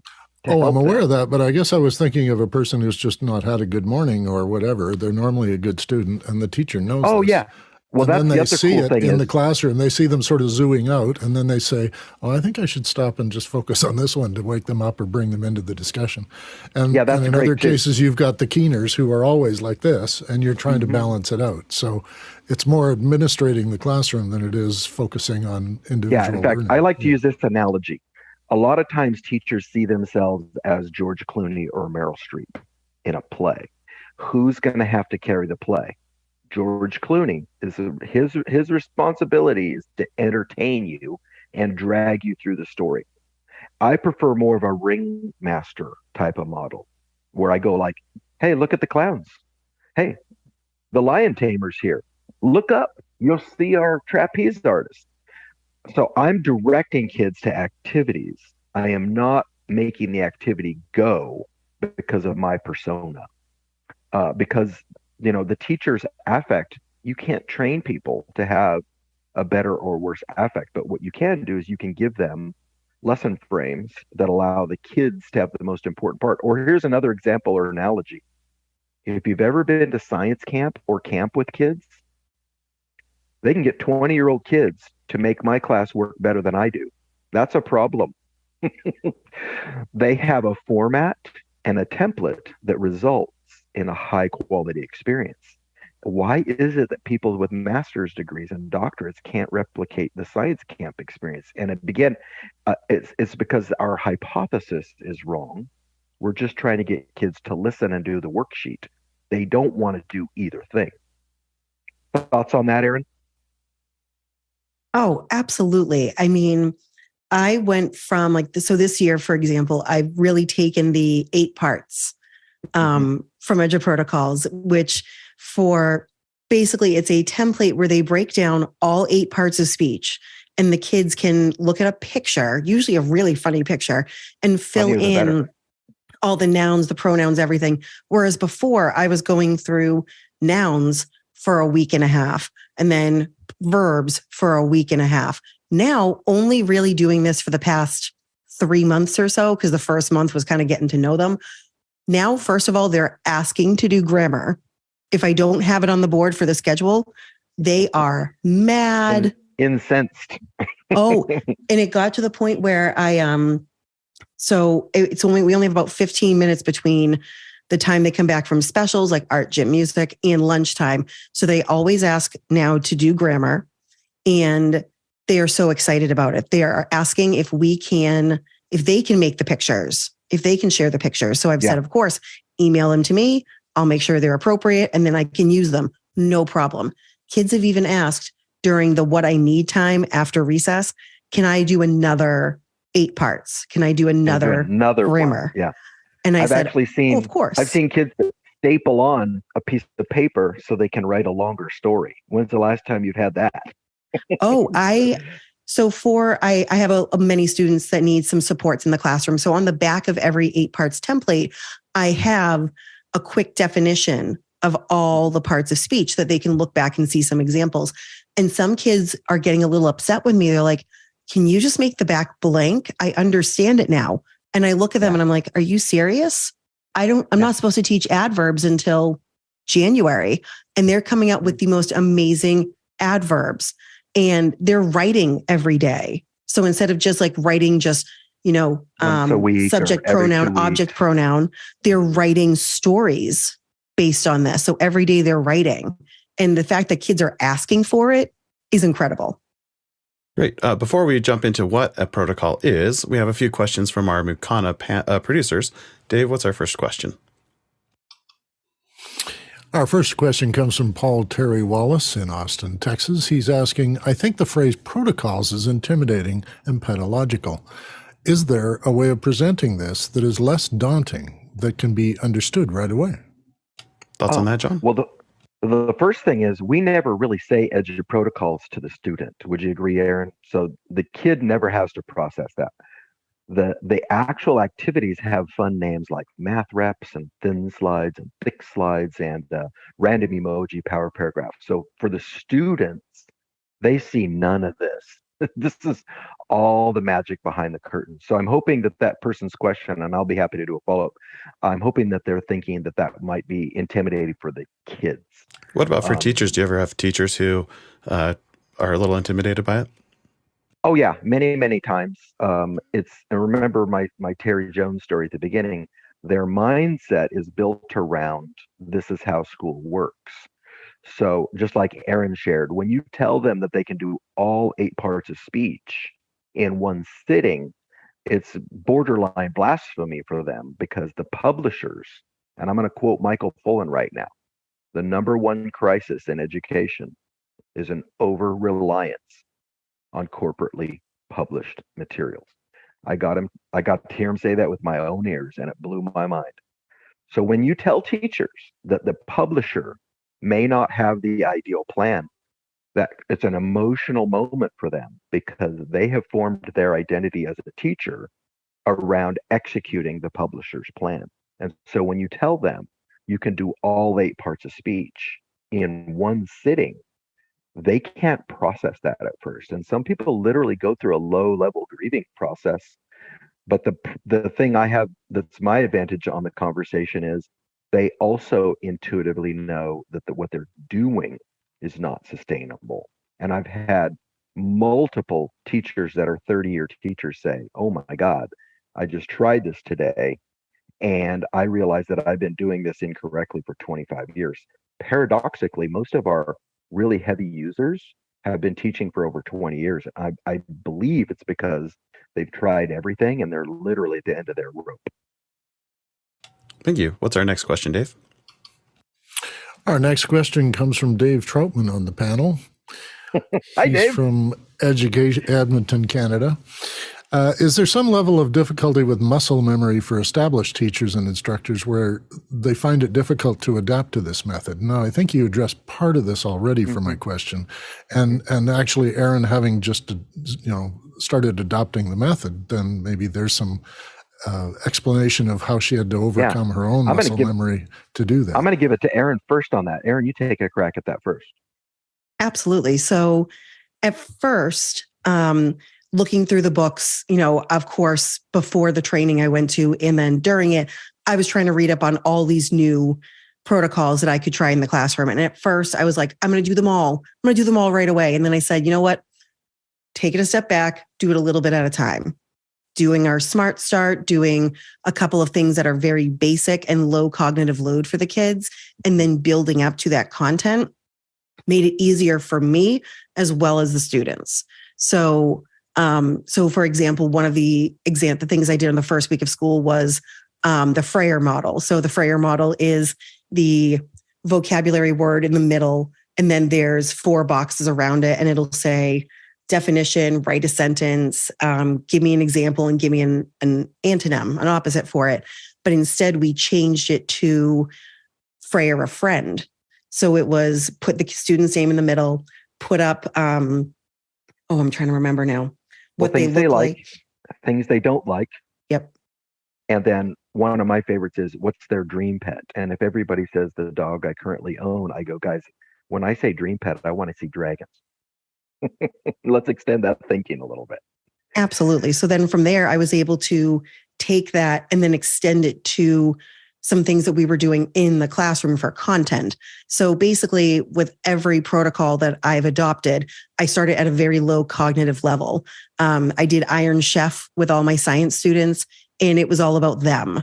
So it's basically like they have to find a picture that represents themselves, 3 to 5 facts about themselves, and then a secret ingredient, just like from the show. So every time I've done this, with different classes, I'll throw in a different secret ingredient, which is just a question that is based on them. So I think I said, what is your most boring fact about yourself? That was the secret ingredient. And they loved it. From there, I then bumped it up a notch the next class. And I said, okay, here are all the SpongeBob characters. We're going to Iron Chef them. Here are all the characters. I'm going to give you certain slide numbers with the characters. Here's the website. You pull out 3 to 5 facts, put up a picture of your character, and then I want you to find a funny GIF about your character. And they loved that. So then after that, I was able to say, okay, here are 12 different weather types of severe weather that we're learning in science. Take this and we're going to Iron Chef it. And they were so excited. So now every time the kids come into science, are we doing Fast and Curious with Blue Kit, or are we doing Iron Chef? And I'm like, we might try a new one. So they know the names of them, but similar to the question before, we're not saying, oh, this is a protocol. We're saying this is an activity and this is what it's called. So at first, Erin, why did I get up at 7 this morning if you're going to do this good? I could have slept. She's always this good. She's always this good.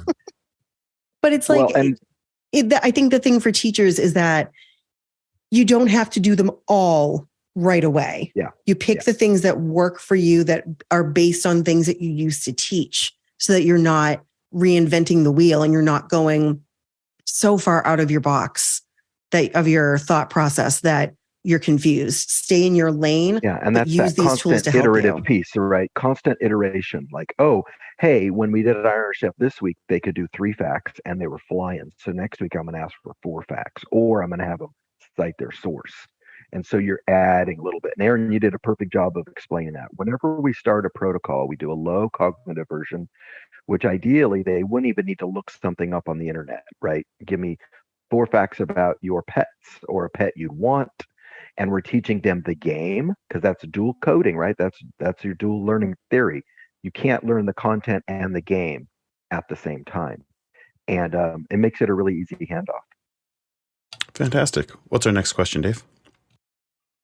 Well, we have Paul Terry Wallhouse again asking, what is microlearning? That was something mentioned earlier, and maybe a longer explanation of that is useful. Yeah, I can explain that. It's a trend in the corporate world, especially the idea of breaking learning into smaller bite-sized segments, especially less than 5 to 7 minutes long. And so instead of having everyone join a 1-hour class, send out a primer email that's 2 or 3 minutes of reading with maybe a reflection question. Send out a quick 2 to 3 minute long e-learning module or video with the instruction content. And then a few days later, send out a reminder or some sort of assessment to make sure the learning was integrated. And in the classroom, we call that chunking. Yep. Next question, Dave. Well, I'm back again asking actually about evaluation.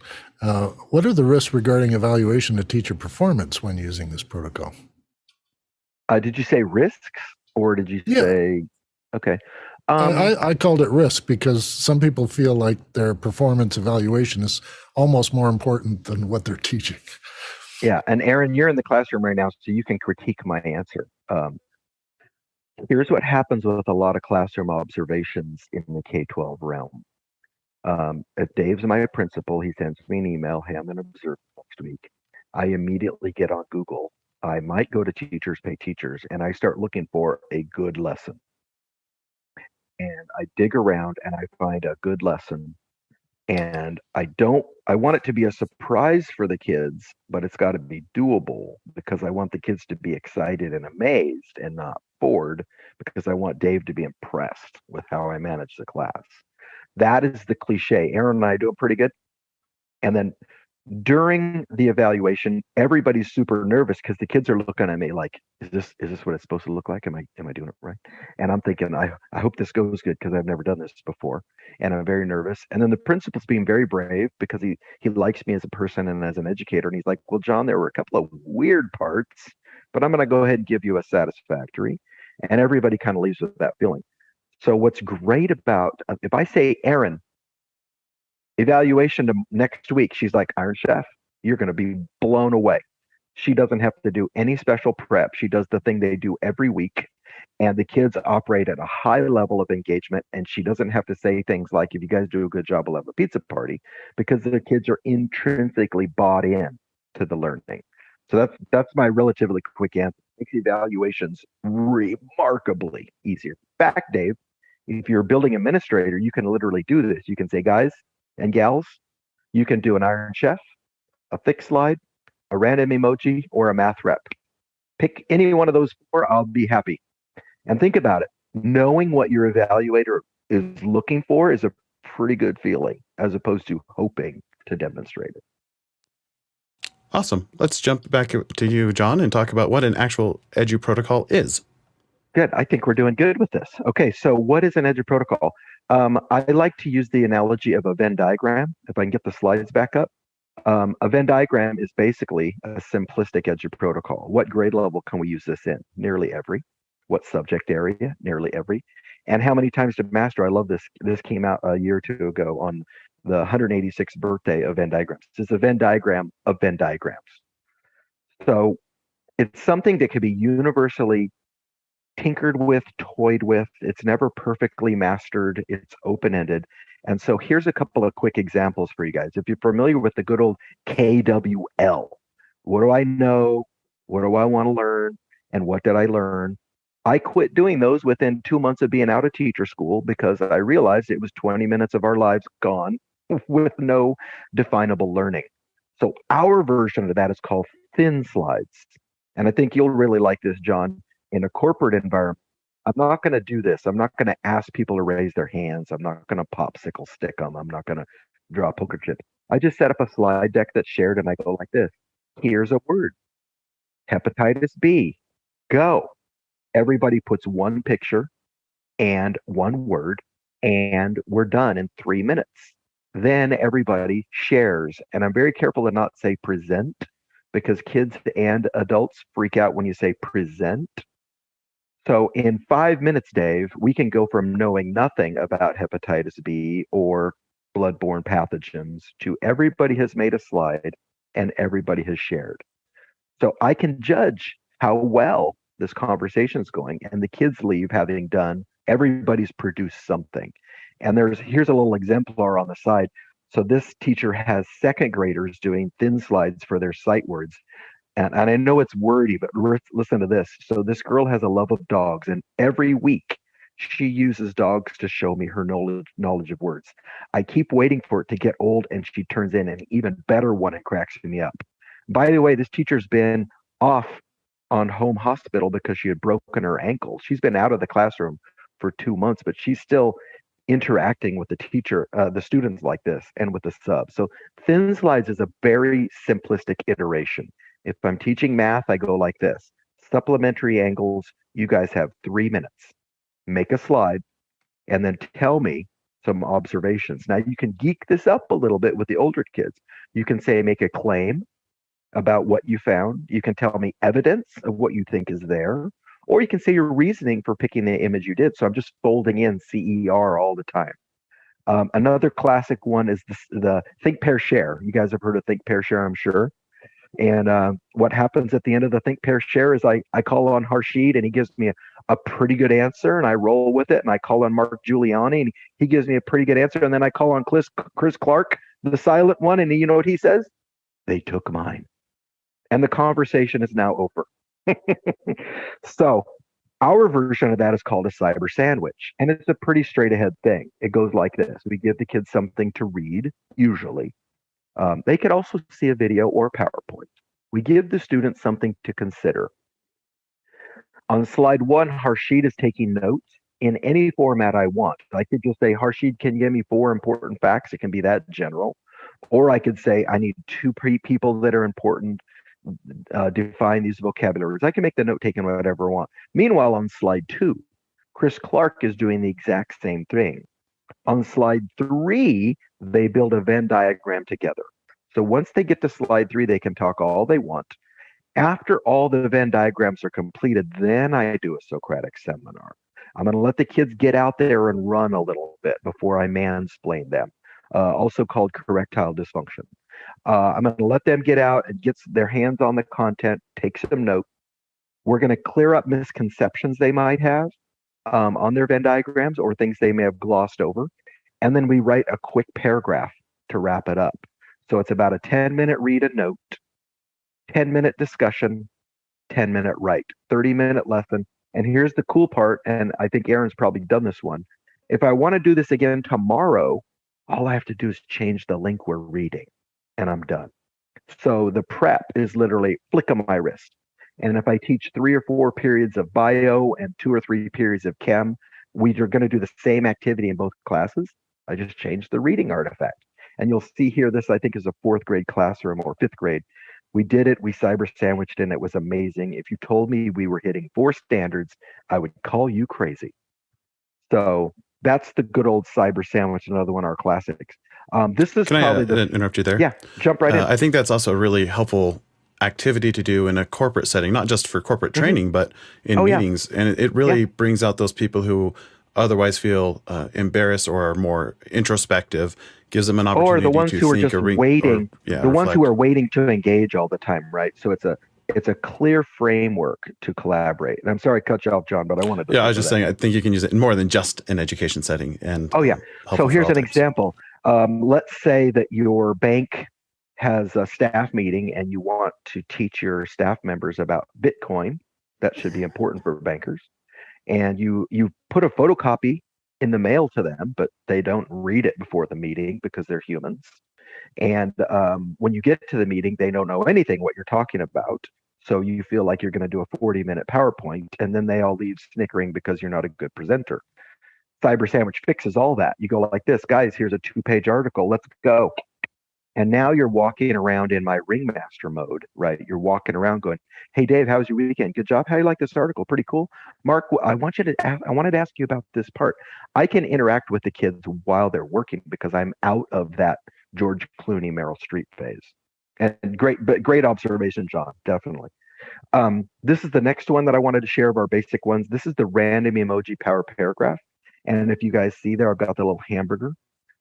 Aaron, do your kids write paragraphs that sound like this? I'm going to tell you about mitosis. Firstly, secondly, thirdly, I hope you like my paragraph in which I get my red pen and write, I do not like this paragraph.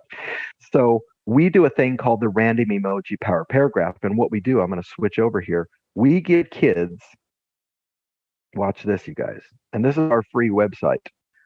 We give kids 5 random emoji. And so we say, this one's going to be your main idea.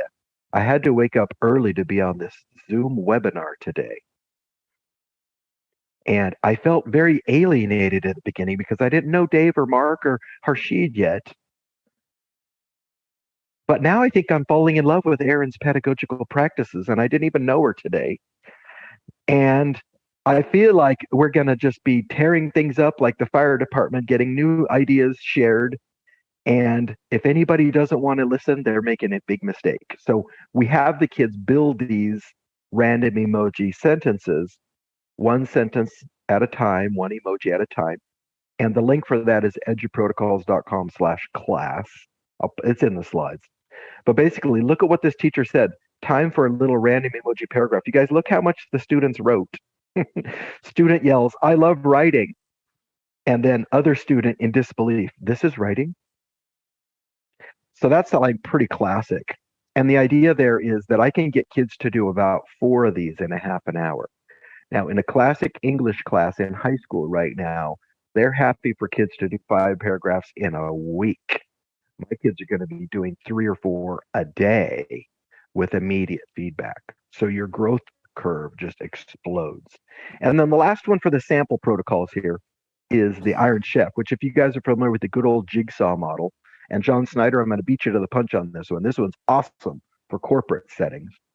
In an Iron Chef, you put 4 or 5 kids in a group, and each student has a different portion of the article or subject. So in Aaron's world, one kid might have mitosis, one kid might have anadiplosis.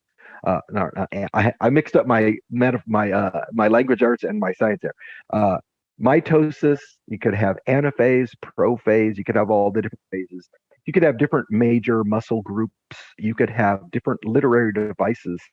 And so in an Iron Chef, what happens is the team gets 10 minutes to each make one slide. So in 10 minutes, they all make a slide, and they have a certain number of tasks on each slide. And that was the one Aaron was describing before. And at the end of that, each group gets 2 minutes to share with their findings. So dig this, you guys.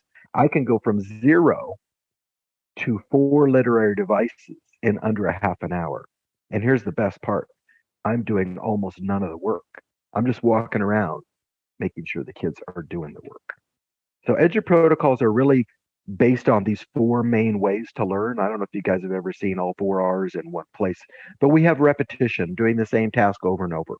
Okay, so that's like math facts. We have recursion. I've heard recursion being compared to like learning how to drive a stick shift. It's still memory, but you're memorizing a process. You have to do all the things. You've got retrieval, which has to do with repetitions because I'm doing things over and over again until they become automated. And then good old reciprocal, where I'm teaching to the other kids.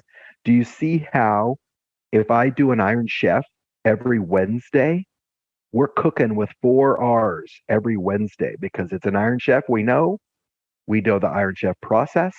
We're retrieving our information skills from previous units and from previous experiences. And the kids are advocating to each other about the content. And it was great. One day I had some high school English kids, and the group that went first was doing wrong word usage. And they were very thrilled with wrong word usage. They had a lot of fun with there and there and where and where. all those kinds of things. The group that went immediately after them was missing coma. And you should have seen the wrong word group going crazy. And they're like, no, because they had written missing coma instead of missing comma. So the wrong word team was like, it's the wrong word. And they keep looking up at it and they can't see it. They're like, yeah, comma. And they're like, no, wrong word. It was awesome. And those kids will never forget that. And a couple more little geeky things, and then we'll take a run through the protocols a little deeper. I love Rosenshine's principles. Have you guys seen much of Rosenshine? He did his work in the early 80s, and he's very big in the UK, but almost unheard of in the US. So just jump in real quick. Is this Brock Rosenshine? I don't think so. From Temple? No, this guy was up in Illinois. Oh, different guy.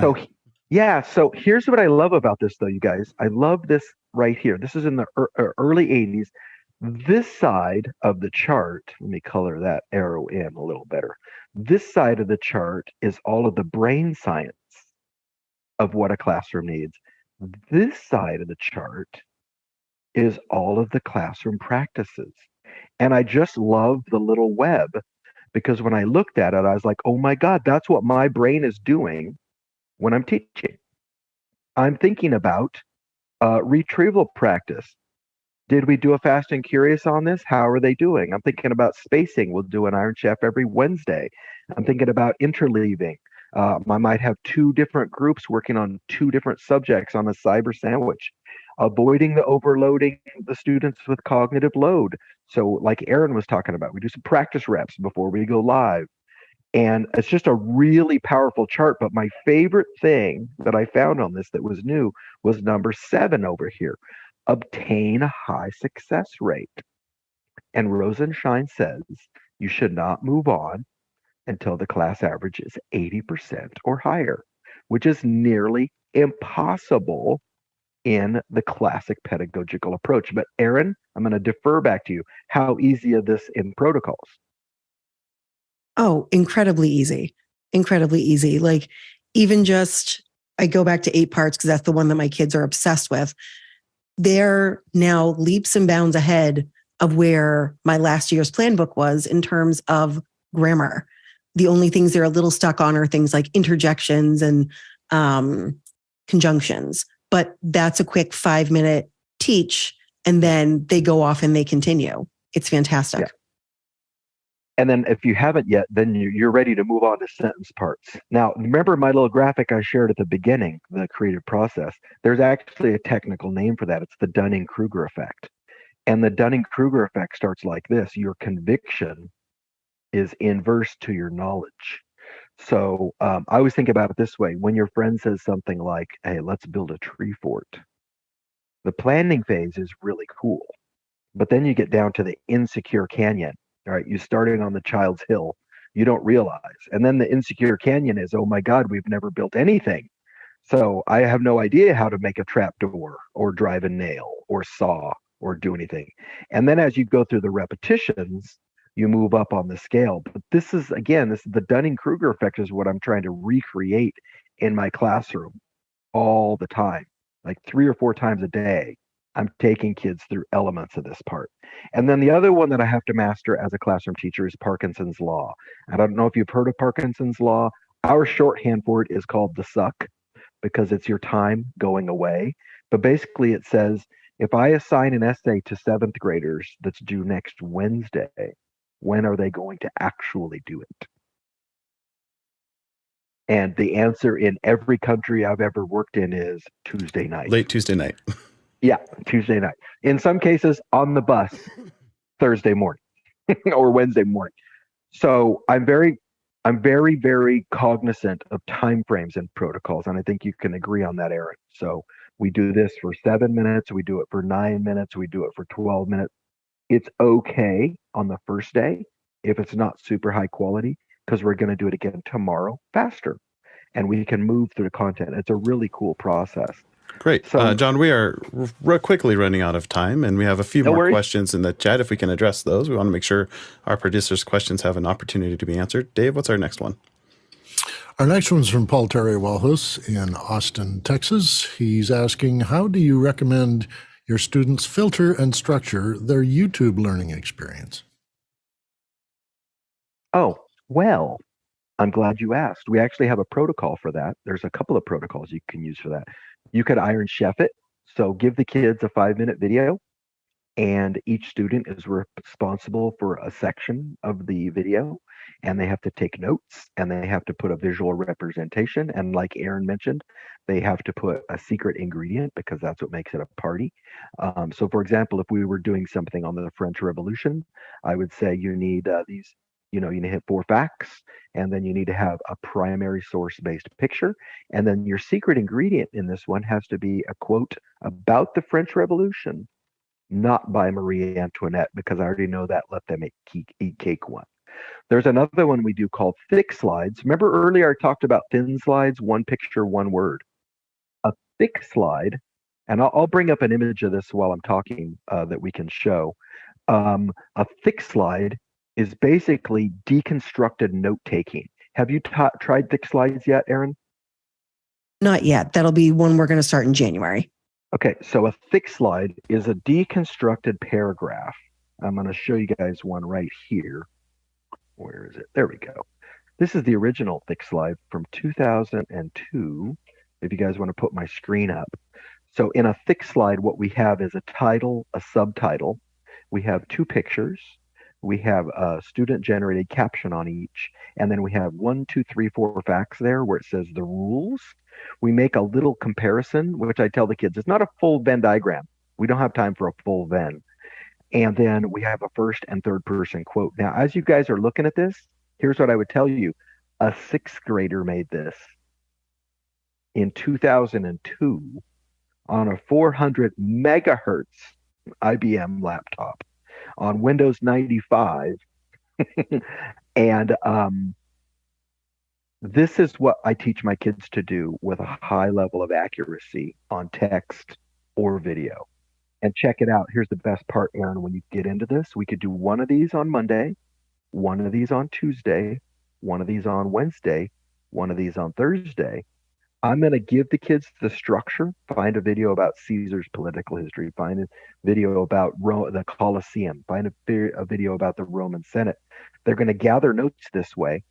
And then, Aaron, we have more than enough notes to write our 5-paragraph essay. And we just slide right through it. So hopefully that answers that question okay. Yeah, what's the next question? Those are just 2 strategies.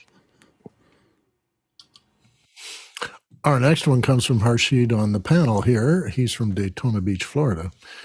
Could you share your thoughts about accessibility? You mentioned the story about India. I'm sure there were some differences towards receiving accessibility and needs. Well, my favorite story in India was I had this group of primary teachers. And as you know, in a lot of times in primary classes, TK, K1, there is a struggle with the teachers about what's developmentally appropriate. But my story about India was when I came to visit, they said our students used to walk into class like this. Okay, when is lunch? And now they walk in and they say, where's the link? So they were really excited to see the difference with the kids there. Harshid, can you clarify for me, when you say accessibility, do you mean more like content skill-wise, or do you mean more like readability, text-to-speech, things like that? I would say that it's kind of represented in 2 fashions. So I'm visually impaired myself. And on top of it, with language, when we translate language or, for example, American Sign Language, how is it used in a platform like this when we are doing meetings and such, and how to include the child in the protocol lessons, let's just say, if we're using that as an idea. And for accessibility needs is how to convey these same processes as we mentioned from the Iron Chef idea, to take the 4 different parts and how to make that more inclusive, and your background with, let's say, the classroom and Google and such. So I just was quite curious about that. So I've got that would be a whole other show, but I'll give you a couple of examples. If you've heard of Nearpod, for example, in Nearpod, I can go through and I make a set of slides and I can put the text. If I have students with those kinds of needs, I can put the text in there. And when I do that and I send the slides out in Nearpod, the students automatically get enhanced text features. So they can just push a button and it'll read it to them. It'll add pictures of key vocabulary. And in Nearpod, on their Iron Chef submission, there's a little red button where they can push that and they can talk their submission. So that's just like a quick, easy pivot. I love tools like for a cyber sandwich. I love tools like CommonLit. If you haven't seen commonlit.org, it has 120 languages for all of their lessons, and it'll read to you in those languages. So how about an ASL kid who is non-English? It'll take care of that kind of stuff as well. So the technology really supports this because kids can access things like text to speech. I have a friend, do you know, oh my gosh, I'm going to forget his name. Luis, he's an Apple Distinguished Educator down in Florida, and he is a legally blind film teacher. And he teaches the kids that everybody uses all the accessibility features on this. How many people have changed the font size? How many people use speech to text? And so I love that idea of subtly involving those things. I think the accessibility, another great one is for like the fast and curious Aaron was talking about, quizzes for primary students and for vision impaired students. It will read the questions and the answers to you, which is super powerful. So really, I don't think that you need a lot of modifications. You just need to be aware of what the students' needs are, because now the universal access in Chrome and in Mac OS it's persistent throughout the whole platform. You just have to move it over. And then I would add, lastly, here's an analogy. It's not necessarily a special needs thing, but I started telling my kids that I'm going to teach them grammar. Okay. But when they submit their paper, they need to run it through Grammarly, because I'm not correcting grammar on essays. On essays, I'm correcting thoughts and concepts.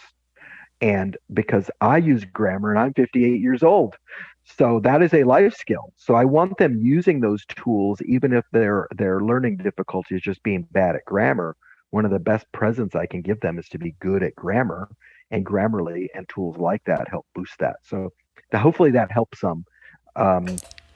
Yes, this is Harshid again, and that definitely helps. And I appreciate the mentions of the CommonLit and other tools that are out there, because I don't think some of these tools get mentioned, and especially in the education space and in the corporate environment.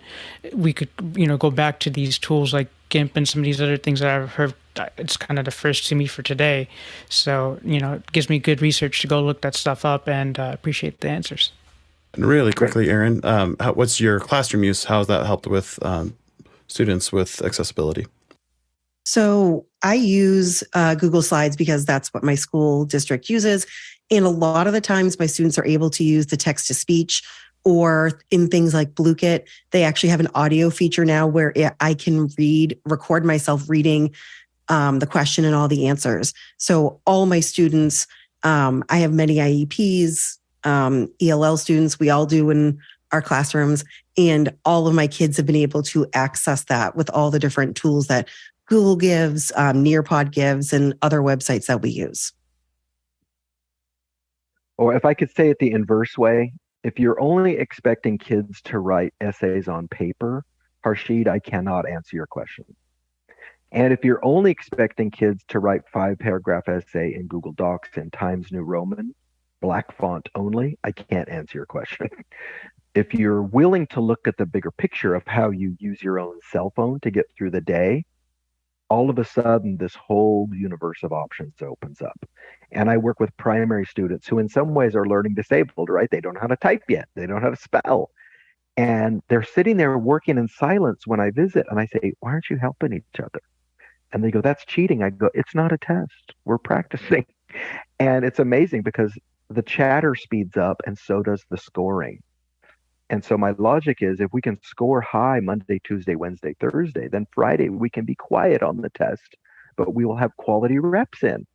And it's just amazing to see the difference of the energy in the classroom. In fact, to your point as well, I did this yesterday. I will take one-to-one classrooms and I'll say 3 kids close your laptops and then we'll play a round of Gimkit or Blookit together. 3 or 4 kids around one computer. You should hear them talking. No, that's 14. That's 17. That's 24. 8 times 3. Come on, you guys. And now they're talking and sharing with each other, which again, for the practice rounds is super beneficial. There's no need to hide the answers from the kids in the practice rounds. Awesome. Well, thank you so much, Jon, for joining us today and sharing your insights about EduProtocols. Thank you, panel, for lending your expertise and helping guide the conversation along. To give everyone an idea, the questions that we answered today, if we had driven from location to location, would have been 26,377 physical miles, or a bit more than 238 million bananas. One key takeaway for me is that there's lots of different ways to use EduProtocols, including for all ages, and I hope that we can have you back sometime in the future, Jon. Every day we learn something new at office hours. Want to say special thanks to our producers for asking our questions. Special thanks to our back-end crew, especially Peter Belbin is training as technical director and Ken Jones training as question manager. If you're interested in training and learning more about how to be on the back end of office hours, sign up on our daily email. There's roles throughout the week as well as during office hours proper that you can sign up for. We couldn't do it without everyone involved in this process, and you'll see everyone involved as we roll our credits. Thanks and have a great week. Thanks, you guys. Thank you.